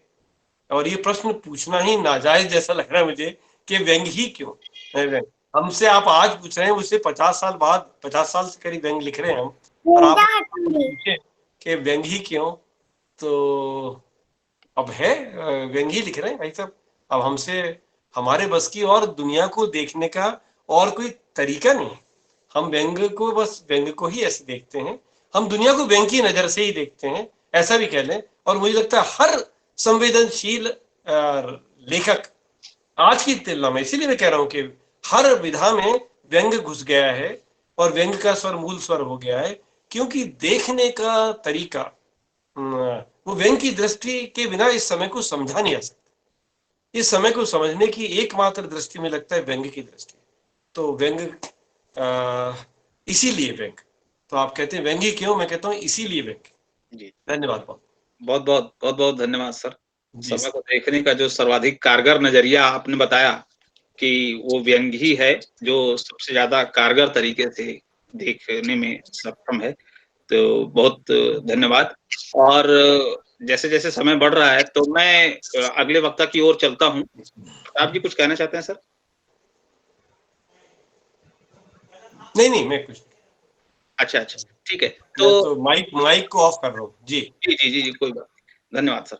तो अगले वक्ता की ओर हम लोग चलते हैं। हमारा आज के इस आयोजन के जो आखिरी वक्ता हैं शशिकांत सिंह शशि जी, और इनके बाद फिर हम आगे प्रश्न उत्तर लेंगे, और जो भी प्रश्न होंगे उसके बाद फिर प्रताप सगल सर कुछ कहना चाहते हैं क्या?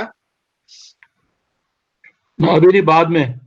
अच्छा, हाँ ठीक है। तो जी, शशिकांत जी से निवेदन है कि शशिकांत जी अपनी बात रखें विषय पर। आदरणीय शशिकांत सिंह। धन्यवाद तिवारी जी। सभी उपस्थित विद्वानों को मेरा नमस्कार।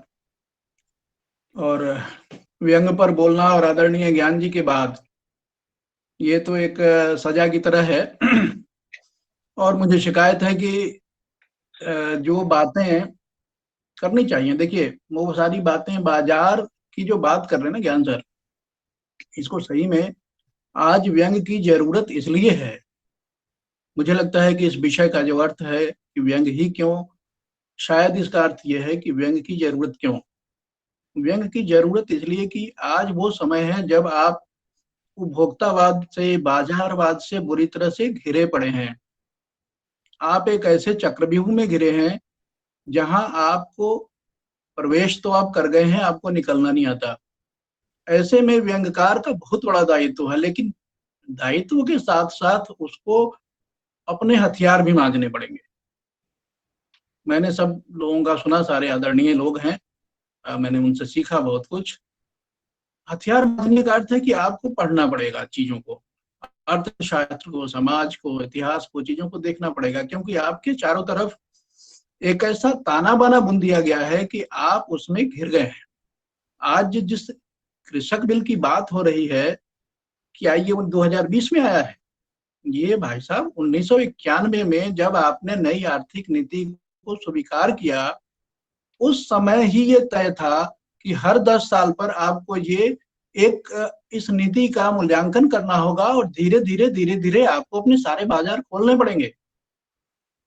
2001 में हुआ जब आपने मीडिया को ओपन किया।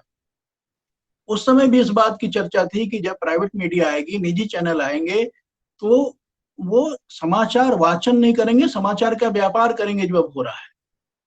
तो ये तो तय था, और 2021 तक आते आते इसको कृषि बिल के माध्यम से सरकार किसी की भी होती इसको खोलना ही था। अब ये एक बहुत बड़ा संघर्ष है, बाजार किसान, बाजार जनता, हम उसके मध्य में खड़े हैं।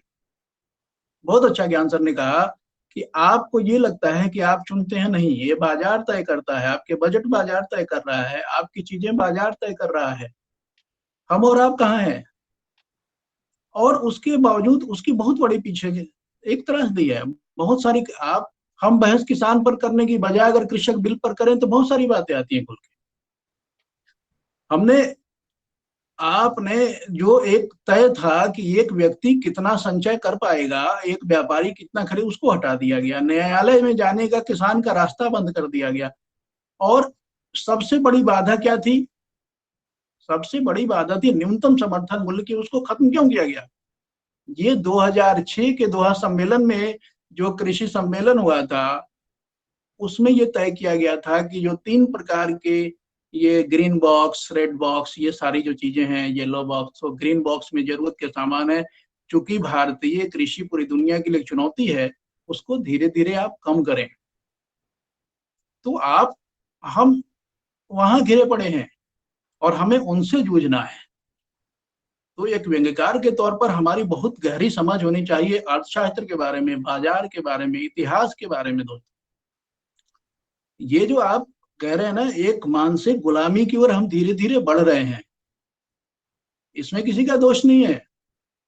आज का अगर लेखक वो लिख रहा है किसान के पिस्ता और बादाम पर, तो उसका दोष कितना है? जबकि उसको दिन रात ये जो चैनल वाले हैं वो पढ़ा रहे हैं, वो दिखा रहे हैं, उनसे वो देख रहा है। वो समाज को नहीं देखता, वो चैनल से देखता है। आपको दिन भर एक ही बात बताई जा रही है। हम तो खैर थोड़े से बौद्धिक लोग हैं, जो बच्चे हैं, चूंकि मैं शिक्षा जगत से जुड़ा व्यक्ति हूँ, जो बच्चे हैं, जो किशोर वर्ग के बच्चे हैं, उनके जब सवाल आते हैं तो देखता है कि उनको किस तरह से ब्रेन फीडिंग की जा रही है, क्योंकि समाचार बेचा जा रहा है। आप उपभोक्ता हैं, आप हर जगह एक उपभोक्ता है, और आपसे हर चीज बेची जा रही है। आपसे समाचार बेचा जा रहा है, आपसे नीतियां बेची जा रही हैं, आपसे संवेदनाएं बेची जा रही हैं। आप जिस मानवता की बात कर रहे हैं उसको भी अलग अलग पैकेज के हिसाब से आपसे बेचा जा रहा है। आप एक खरीदार हैं। इन चीजों को समझने के बाद ही आप आज के समय में एक अच्छे व्यंग्यकार के रूप में खड़े हो सकते हैं। और व्यंग्य अभी इसलिए सबसे ज्यादा जरूरी है क्योंकि सबसे गहरा अंधेरा है। इतने पेचीदा समय में आपका लिखना बेहद जरूरी है। आहत होकर के, आप करुणा से विकल होकर के आप लिखना बंद करके बैठेंगे तो नहीं होगा। आपको लिखना होगा, अगर आप इन कुछ चीजों को समझना होगा। जैसे बहुत सारी चीजें हैं। मैं एक बात बताऊं, एक व्यक्ति कहते हैं चंगेज खां के वंशजों से आपको क्यों प्रेम। मैंने चंगेज खां से क्या समस्या है आपकी? बोले उसने भारत पे इतना बड़ा जुल्म किया। मैंने कहा भाई साहब 1221 में चंगेज खां मंगवर्नी का पीछा करते हुए केवल भारत की सीमा तक आया तो भारत में आया भी नहीं।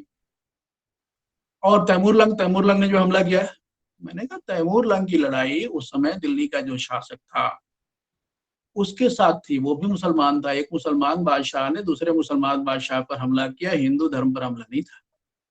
तो व्हाट्सएप के द्वारा जो इतिहास पढ़ाया जा रहा है हमें उसको समझने की जरूरत है। आपकी इतिहास दृष्टि बहुत साफ होनी चाहिए। हमारे काशी विश्वविद्यालय के एक प्रोफेसर थे, कहा करते थे कि जब आप अकबर को पढ़ाएंगे तो लोग हिंदू मुसलमान समझते हैं। तो ये जो दृष्टि है हमारी कि हम जिन हालातों में घिरे हुए हैं उनसे निकलना भी है और निकालना भी है, इसलिए व्यंग्यकार की जरूरत है। आपको पढ़ना पड़ेगा, चीजों को समझना पड़ेगा। मीडिया और ये तमाम चीजों को दोष देने से नहीं होगा, आप उनकी जड़ में जाना पड़ेगा। और ये बहुत अच्छा ज्ञान सर ने कहा कि बाजार के हाथों आप मजबूर हैं। आपके घर में बाजार घुसा हुआ है, आप बाजार में बैठे हैं, हर चीज आपको बेची जा रही है, इसलिए आपका हर सारी चीजें एकदम से क्यों परिवर्तित हो गई और होंगी अभी। ये आप 2021 में इस बिल को लागू होने के बाद की जो परिस्थिति पैदा होगी, जो अभी एक आप देख रहे हैं कि 10 रुपए किलो जो प्याज खरीदा जाता है नासिक से, वो दिल्ली के मार्केट में 200 रुपए किलो बिकता है। ये कौन करता है? वही लोग कर रहे हैं। तो उनकी नजर बहुत दिनों से थी कि आप जो ये अनाज है उस अनाज को कैसे इनके हाथों से लेके अपने हाथ में लिया जाए। तो ये तयशुदा कार्यक्रम है। हम और आप शोर मचा सकते हैं, मचाना चाहिए और लिखना चाहिए। शोर मचाना बेहद जरूरी काम है। चौकीदार अगर चोर चोर चिल्लाए तब भी लोग जागते हैं, चोर पकड़ ले ये जरूरी नहीं है। तो बोलना जरूरी है, अपनी बात को कहना जरूरी है। और जिन लोगों की संवेदनाएं अपने स्तर की है, हर व्यक्ति अपने हिसाब से देख रहा है, तो उनका सकारात्मक तरीके से उनको अपनी बात समझाने की जरूरत है। और इसलिए इन विमर्शों की जरूरत है कि आप अपनी बात कहें कि आप किस दौर से गुजर रहे हैं। और इसमें सिर्फ व्यंग ही है जो उसकी धार होती है, वो अपनी बात कहता है, क्योंकि उसमें एक ऐसी चुंबकीय आकर्षण है जो पाठक को खींचता है। पाठक उसको पढ़ेगा भी, समझेगा भी। और उन चीजों के बाद जब उसके अंदर एक समझ विकसित होगी, ये जरूरी नहीं है साहित्यकार समाज सुधारक नहीं है। बहुत सारे प्रश्न आते हैं कि इससे क्या लाभ हो जाएगा। देखिए, लाभ नहीं होता, संतुष्टि होती है। आप इस समय के साक्षी हैं, आपने समय की शिला पर अपना साक्ष्य आपने अंकित किया, ये बड़ी चीज है। हुआ तो कुछ नहीं, गांधी बुद्ध टैगोर सब आगे गए, हुआ क्या? कुछ नहीं होता, समाज ऐसी गति से चलेगा। लेकिन हम इस समय के साक्षी थे, हमने इस लूट को देखा, हमने नंगे बाजारवाद को देखा, हमने सत्ता की नंगाई को देखा, हमने समाज की मरती संवेदनाओं को देखा, इसके साक्षी हैं। इसलिए हमने ये अपना साक्ष्य अंकित किया। इतनी सी बात, तो इतना करना हमें पड़ेगा। आप सबका बहुत बहुत धन्यवाद, आभार। और इतने विद्वानों को सुनने के लिए मेरा सौभाग्य। धन्यवाद। बहुत बहुत धन्यवाद शशि जी। मित्रों, जितनी चर्चा हुई और मुझे लगता है कि व्यंग्य ही क्यों को लेकर जितने विस्तार से बातें हुई और आगे संचालन करेंगे हमारे रणविजय जी। मुझे लगता है कि कोई भी सच्चा व्यंग्य लेखक मनुष्य को नीचा नहीं दिखाना चाहता। व्यंग्य मनुष्य से सहानुभूति के द्वारा पैदा होता है, सहानुभूति की वजह से पैदा होता है। मनुष्य को बेहतर मनुष्य बनाना चाहता है। वह उससे कहता है तू अधिक सच्चा, अधिक न्यायी, अधिक मानवीय बन। और इसलिए मुझे लगता है कि व्यंग्य की जरूरत शायद ज्यादा महसूस होती है। और यह अन्य विधाओं में भी हो सकता है, इससे किसी को शायद ही इनकार हो। और मैं इस पूरी गोष्ठी को आगे बढ़ाते हुए और प्रश्नोत्तर सत्र के लिए मैं हमारे साथी रणविजय राव जी के पास ले चलूंगा कि वो आगे का संचालन संभालें और देखें कि अगर कोई प्रश्नोत्तर हो या और कैसे हम लोगों को आगे करना है। आदरणीय हमारे साथी रणविजय राव जी। जी, आदरणीय तिवारी जी, आपका बहुत बहुत आभार। और बहुत ही बेहतरीन चर्चा हुई कि आज का दौर और कोरोना काल का यह दौर जो चल रहा है और कैसी किन विसंगतियों से हम जूझ रहे हैं और इस ऐसे में व्यंग्य क्यों जरूरी है। दिल्ली राजधानी है देश की, दिल्ली की सीमाएं एक तरह से सील हैं, किसान मोर्चे पर डटे हैं और उनको उनके खान पान पर चर्चा हो रही है, उनकी समस्याओं पर चर्चा नहीं हो रही है। बाजार जिस तरह से अभी चर्चा हुई और कई हमारे ज्ञान जी ने और आदरणीय प्रेम जन्मेजय जी ने और मधु आचार्य जी ने, शशिकांत जी ने, अनूप जी ने, सबने ये बात को रेखांकित किया कि बाजार बहुत सारी चीजें तय कर रहा है। तो ऐसे में बहुत सारे सवाल होते हैं, उठते हैं मन में, अकुलाहट होती है कि आखिर क्या करे। तो ऐसे में व्यंग एक औजार की तरह काम करता है और वो सोए पड़े जो है सत्ता व्यवस्था को झकझोरता है। तो और जैसा कि चर्चा में बात उठी कि व्यंग जो है वो छपास का एक रूप भी धारण करता जा रहा है। तो ऐसे में है कि सही व्यंग को पहचानना भी बहुत जरूरी है। और कई लोग हम देश के अलग-अलग जगहों से लोग जुड़े हैं। बुलाकी शर्मा जी हैं, सुनील जैन राही जी हैं, जयप्रकाश पांडे जी हैं, सुनीता शानू जी हैं और उत्तराखंड से चमोली जी भी जुड़े हुए हैं। लेकिन अभी तक कोई प्रश्न नहीं दिख रहा है कि किसी ने रखा है पटल पर। तो मैं जो शुद्धी श्रोता लोग, विद्वजन लोग जुड़े हुए हैं, तो मैं आग्रह करूंगा कि अगर आप कोई प्रश्न पूछना चाहें, मुझे आपका स्वागत है। मुझे इजाजत इसलिए देना पड़ेगी आपको, मुझे क्षमा जी, जी। करेंगे, मैं बीच से जी, जी। छोड़ूंगा। मैं प्रश्न क्या देख रहा था, मेरे जी। पड़ोसी की लड़की 2 बार आ चुकी है कि उनको कुछ पिताजी की सांस नहीं चल रही है, कुछ गड़बड़ कर रहे हैं। तो मुझे जी, उठ जी। के अब जाना पड़ेगा। अपने पड़ोसी शायद बीमार हैं और उनकी बिटिया 2 बार आ चुकी। अभी वाइफ ने मुझे धीरे से इशारा किया है कि वो बुला रही हैं। तो नहीं, मैं नहीं, उठ बिल्कुल सर। के इसको छोड़ के जाऊँगा सर, तो बिल्कुल, मुझे क्षमा करें। बिल्कुल सर, बिल्कुल सर, जी, जी, बिल्कुल। जी। आप सर हमसे इतने महत्वपूर्ण विषय विषय पर जुड़े और अपनी बात रखी, आपका बहुत-बहुत धन्यवाद सर। तो अभी अगर मैं हमारे मित्रगण कोई सवाल करना चाहें, पटल पर कोई सवाल दिख नहीं रहा है, तो आपके सवालों का स्वागत है। आदरणीय बुलाकी शर्मा जी हैं, सुनील राही जी हैं, सुनीता शानू जी दिख रही हैं, जयप्रकाश पांडे जी हैं, साई की नगरी से।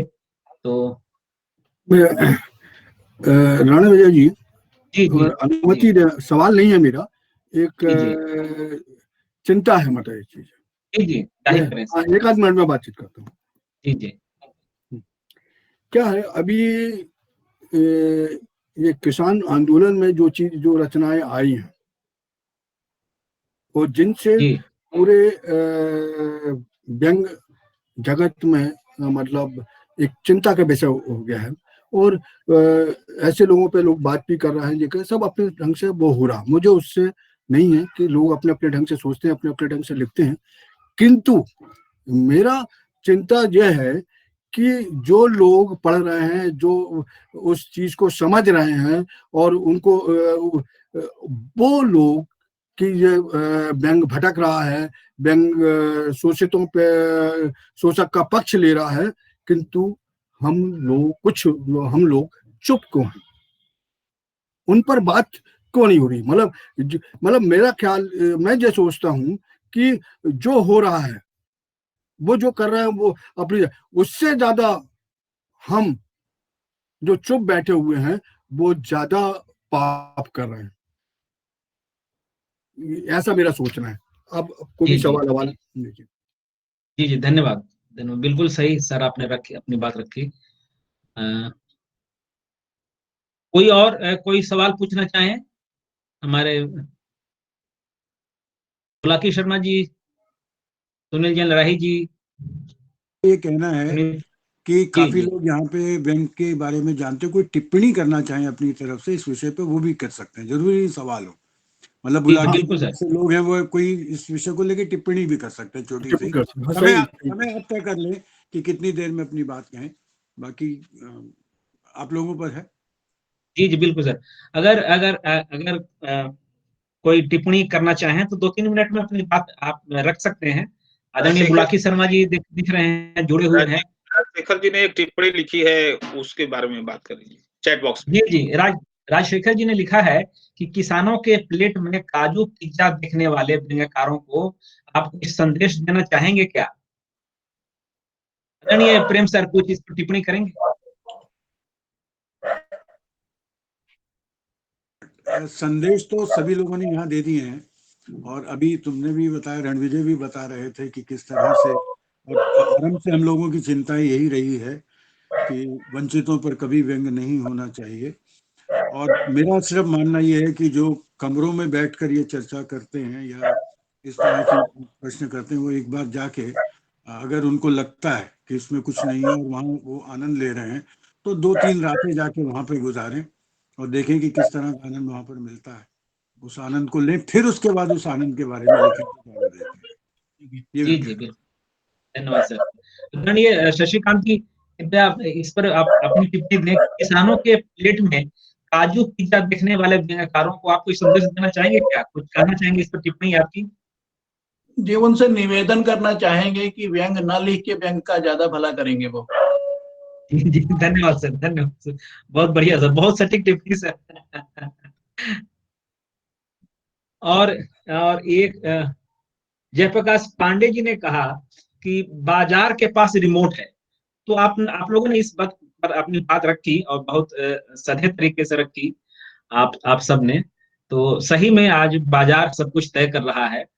और आदरणीय ज्ञान जी ने भी कहा कि सत्ता पर कौन काबिज हो वो भी बाजार ही तय कर रहा है। तो ये सब बहुत ही चिंता रणविजय, इस जो बाजार की बात, एक मिनट, बाजार के बारे में एक टिप्पणी में, और जो व्यंग्य के में जो बाजार आ गया है, व्यंग्य में जो बाजार आ गया, तुम्हें मालूम है बाजार में सबसे ज्यादा जो चर्चा में रहता है वो चाइनीज माल रहता है। तो व्यंग्य में भी इधर बहुत चाइनीज माल आ रहा है, उनसे बचा। जी बिल्कुल। जी जी, व्यंग्य में भी थोक के भाव से चाइनीज माल दिख रहे हैं, बाजार में आते पड़े हैं। नहीं, किंतु क्या है, हमें उस चाइनीज बाजार को यूज नहीं करना है, उसको अलग फेंकना है। यह भी हमारी जिम्मेदारी बन जाती है। हम उस बाजार को पहचाने और बाजार को अलग करके उसको हमारे उससे हाशिए में ला दें, अलग कर दें। ये भी हमारी जिम्मेदारी हो जाती है। चाइनीज बाजार नहीं आएगा। रमेश बाबू, संत लोग बहुत पहले कह गए कि थोथा दे उड़ाए। तो थोथा तो आपको उड़ाना है, दूसरा नहीं उड़ाएगा। थोथा तो आएगा आपके पास, उसको उड़ाना आपको है। वो योग्यता आपको होनी चाहिए। जी जी, बहुत बहुत धन्यवाद सर आप लोगों का। और अब मैं जाने माने जाने माने कवि, कहानीकार और व्यंग्य पर अपनी पैनी दृष्टि रखने वाले आदरणीय प्रताप सहगल जी और सतत साहित्य संस्था के संरक्षक भी हैं। और मैं आपसे अनुरोध करूंगा सर कि आप कृपया धन्यवाद ज्ञापित करें और अपनी टिप्पणी भी रखें। आदरणीय प्रताप सहगल सर। शुक्रिया रणविजय राव। रमेश कहाँ चले गए?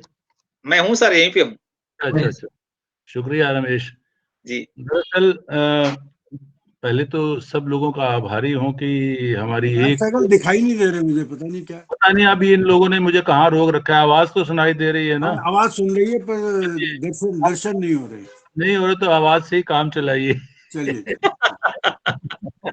मुझे पता नहीं कहाँ क्या गड़बड़ है। बहरहाल आवाज में ख्याल दर्शन से आवाज ज्यादा महत्वपूर्ण होती है, तो आवाज नहीं दबना चाहिए। तो हम लोग भी अपने दर्शन गायब कर दें।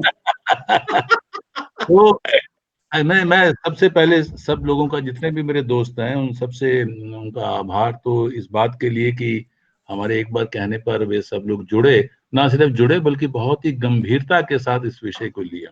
ये विषय आया क्यों, इस पर एक थोड़ी सी छोटी सी पृष्ठभूमि है।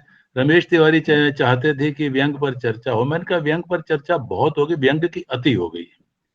अब ये जो अति हो गई है, व्यंग की अति हो गई, इसमें एक ध्वनि है अति में, जिसकी और आप लोगों ने भी बहुत इशारा किया कि जो अति हो गई है वो चाइनीज माल, टेम्परेरी माल, चलताऊ माल, और जिनको व्यंग की समझ नहीं है या जिनका अध्ययन नहीं है, इन सब चीजों की ओर बहुत सारे हमारे मित्रों ने इशारा किया है।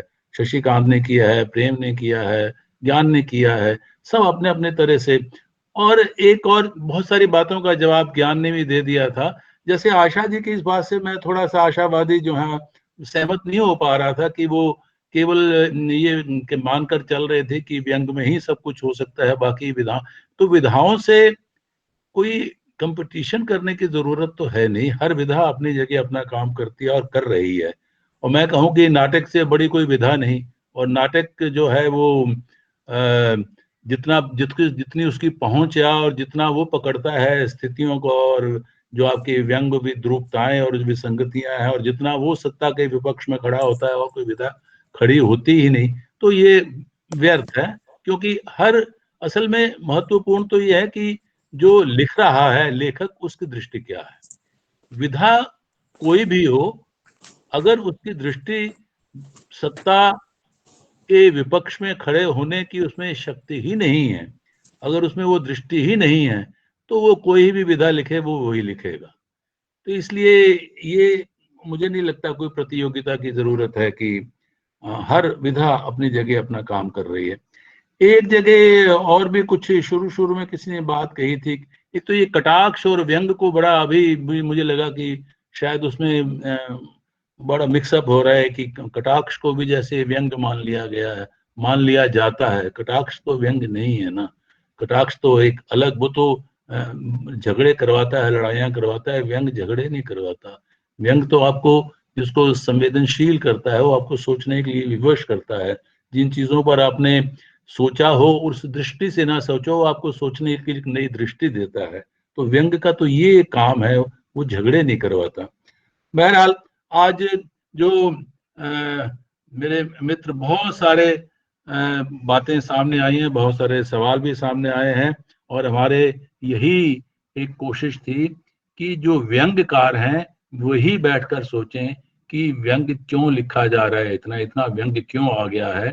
तो इसके पीछे बाजारवाद है, और बाजारवाद से हम बच भी नहीं सकते, ये भी एक सच्चाई है।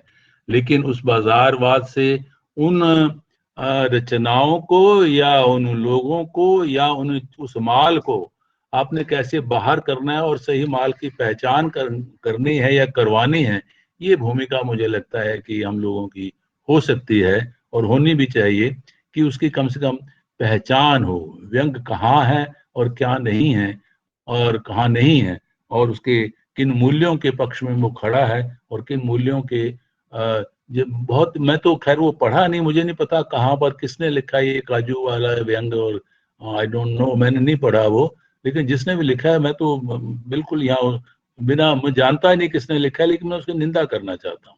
इस तरह की चीजों को लेकर आप कोई एक बिंदु उठा लेंगे और आप टीवी पर देखेंगे इस तरह की कोई चीज होगी, और टीवी वालों का तो काम है ही, इसकी तरफ इशारा भी किया गया कि वो जिस तरह से गोदी मीडिया काम कर रहा है सारा, ये हम सब जानते हैं। लेकिन हम लोग अभिशप्त हैं जैसे बार बार फिर वही देखने के लिए, और उसका कहीं ना कहीं प्रभाव तो होता ही है। लेकिन ये शुक्र है कि उनमें से, हम में से कुछ लोग ऐसे भी हैं जो ये शरारत और सारी समझते हैं और ये जानते हैं कि ये चीजें कहाँ से परिचालित हो रही हैं और किस तरह से उनसे हमें अपने आप को बचाना है। और जो स्थितियां, उसके उन स्थितियों के पीछे जो जो हमें दिख नहीं रहा है। शशिकांत ने बहुत अच्छी बात कही थी, मुझे बहुत अच्छी लगी। हम लोगों में दिक्कत यही है कि हम 2-4 किताबें साहित्य की पढ़ के, उपन्यास पढ़ के और मान लेते हैं कि हो गया। ना हम अर्थशास्त्र की ओर देखते हैं, ना हम इतिहास की ओर देखते हैं, ना हम जो इतने वैश्विक दर्शन आए हैं, ना उन दर्शनों की ओर देखते हैं कोई। तो जब ये सब देखेंगे नहीं, पढ़ेंगे नहीं, चिंतन करेंगे नहीं, तो दृष्टि बनेगी कहाँ से? तब तो ऐसी चीजें आएंगी जैसी आ रही हैं। तो चिंता इस बात की थी कि भाई ये सारा प्रदूषण व्यंग में ही ज्यादा आ रहा है। पहले ये प्रदूषण एक समय था जब कविता में बहुत फैला था, बहुत अधिक था। जब कविता की वापसी के नाम पर जो 80s में एक नारा लगाया था अशोक वाजपेयी ने, और कविता की वापसी के नाम पर जाने क्या क्या क्या क्या कविताएं धीरे धीरे सब छट गई। अब ये हमारे प्रेम भाई बैठे हैं, इन्होंने व्यंग की वापसी किया, व्यंग को एक अलग रूप में प्रतिष्ठित किया, बहुत बड़ी बात की उन्होंने। उसके लिए तो उनको धन्यवाद देना चाहिए, उनका साथ। लेकिन उसके साथ साथ ये जो साथ, जब धारा बहती है, फ्लड आता है, तो उस फ्लड के साथ जो कूड़ा करकट चला आता है, वो कूड़ा करकट बहुत ज्यादा आ गया व्यंग में। तो इस चिंता की ओर संकेत करने के लिए ही हमने ये विषय चुना था, व्यंग ही क्यों, ना कि इसलिए कि व्यंग से हमें कोई परहेज है या हम अच्छा व्यंग स्वागत उसका नहीं करते या हम उसे पढ़ना नहीं चाहते, हम उसका स्वागत करते हैं, उसे पढ़ना चाहते हैं। और अच्छे व्यंग की कमी नहीं है, लेकिन अच्छे व्यंग के पीछे जो शोर शराबे वाला व्यंग है, जिसको आप बाजारवाद कह रहे हैं, वो ज्यादा उसका दिखने ज्यादा लगा है। चर्चा तो नहीं कहूंगा, लेकिन दिखने ज्यादा लगा है। और ये जो दिखता है वो बिकता है वाली जो फिलॉसफी है, तो वो थोड़ा उसमें खतरे हैं। और उन्हीं खतरों की ओर आगाह करने के लिए हमने आज इस चर्चा का आयोजन किया था। और मुझे लगता है कि आज बहुत ही प्रासंगिक और बहुत ही महत्वपूर्ण सवाल हमारे सामने आए हैं, और हम आगे भी इन पर बहस करते रहेंगे, चर्चा करते रहेंगे। और जिन खतरों की ओर आगाह किया गया है, उनसे सतर्क रहते हुए हम अपना व्यंग लेखन जारी करेंगे, एक गंभीर कर्म के रूप में रखेंगे। शुक्रिया। शुक्रिया रमेश जी। जी जी, बहुत बहुत धन्यवाद सर। शुक्रिया, एक बार फिर सबका बहुत बहुत आभार। जी जी जी, तो बहुत बहुत धन्यवाद सर, और सभी मित्रों का शुक्रिया। प्रेम सर कुछ कहना चाहते हैं? नहीं, मैं तो प्रताप सहगल का आभार व्यक्त कर रहा हूँ कि हाँ जी। उन्होंने व्यंग को इस योग्य समझा कि उस पर कोई टिप्पणी की जा सके और उसकी चिंताएं की जा सके। जब ऐसे लोग चिंता करेंगे तो जी निश्चित रूप से ही व्यंग को बल मिलेगा। जी अब जी हमारे यहाँ क्या है कि हम बहुत सीमित दायरे में रह के बातचीत करते हैं, पर बहुत आवश्यक है। तभी मैं कह रहा था जो नया अंक है वो इसी और इंगित करता है कि जो प्रताप भाई ने कहा कि औरों को पढ़ें, तो पढ़ने के लिए ही वो अंक है कि आप दूसरों में भी समझें कि दूसरे लोगों की व्यंग के बारे में क्या सोच है। तो मैं इसलिए बहुत बधाई भी देता हूँ सतत को, और बहुत ही आश्वस्त हूँ कि चाहे व्यंग हो चाहे साहित्य, मतलब पूरे साहित्य पर जब बात करेंगे तो काफी गंभीर बात होगी। ये बस सिर्फ मैं धन्यवाद आभार व्यक्त करना चाहता हूँ संस्था का। ये सिर्फ शुरुआत है प्रेम भाई, ये सिर्फ शुरुआत है। नहीं तो अच्छा है ना, अच्छी शुरुआत है। हाँ बिल्कुल जी बिल्कुल, आप जी, सब लोगों की वजह से। बहुत बहुत धन्यवाद तो सर।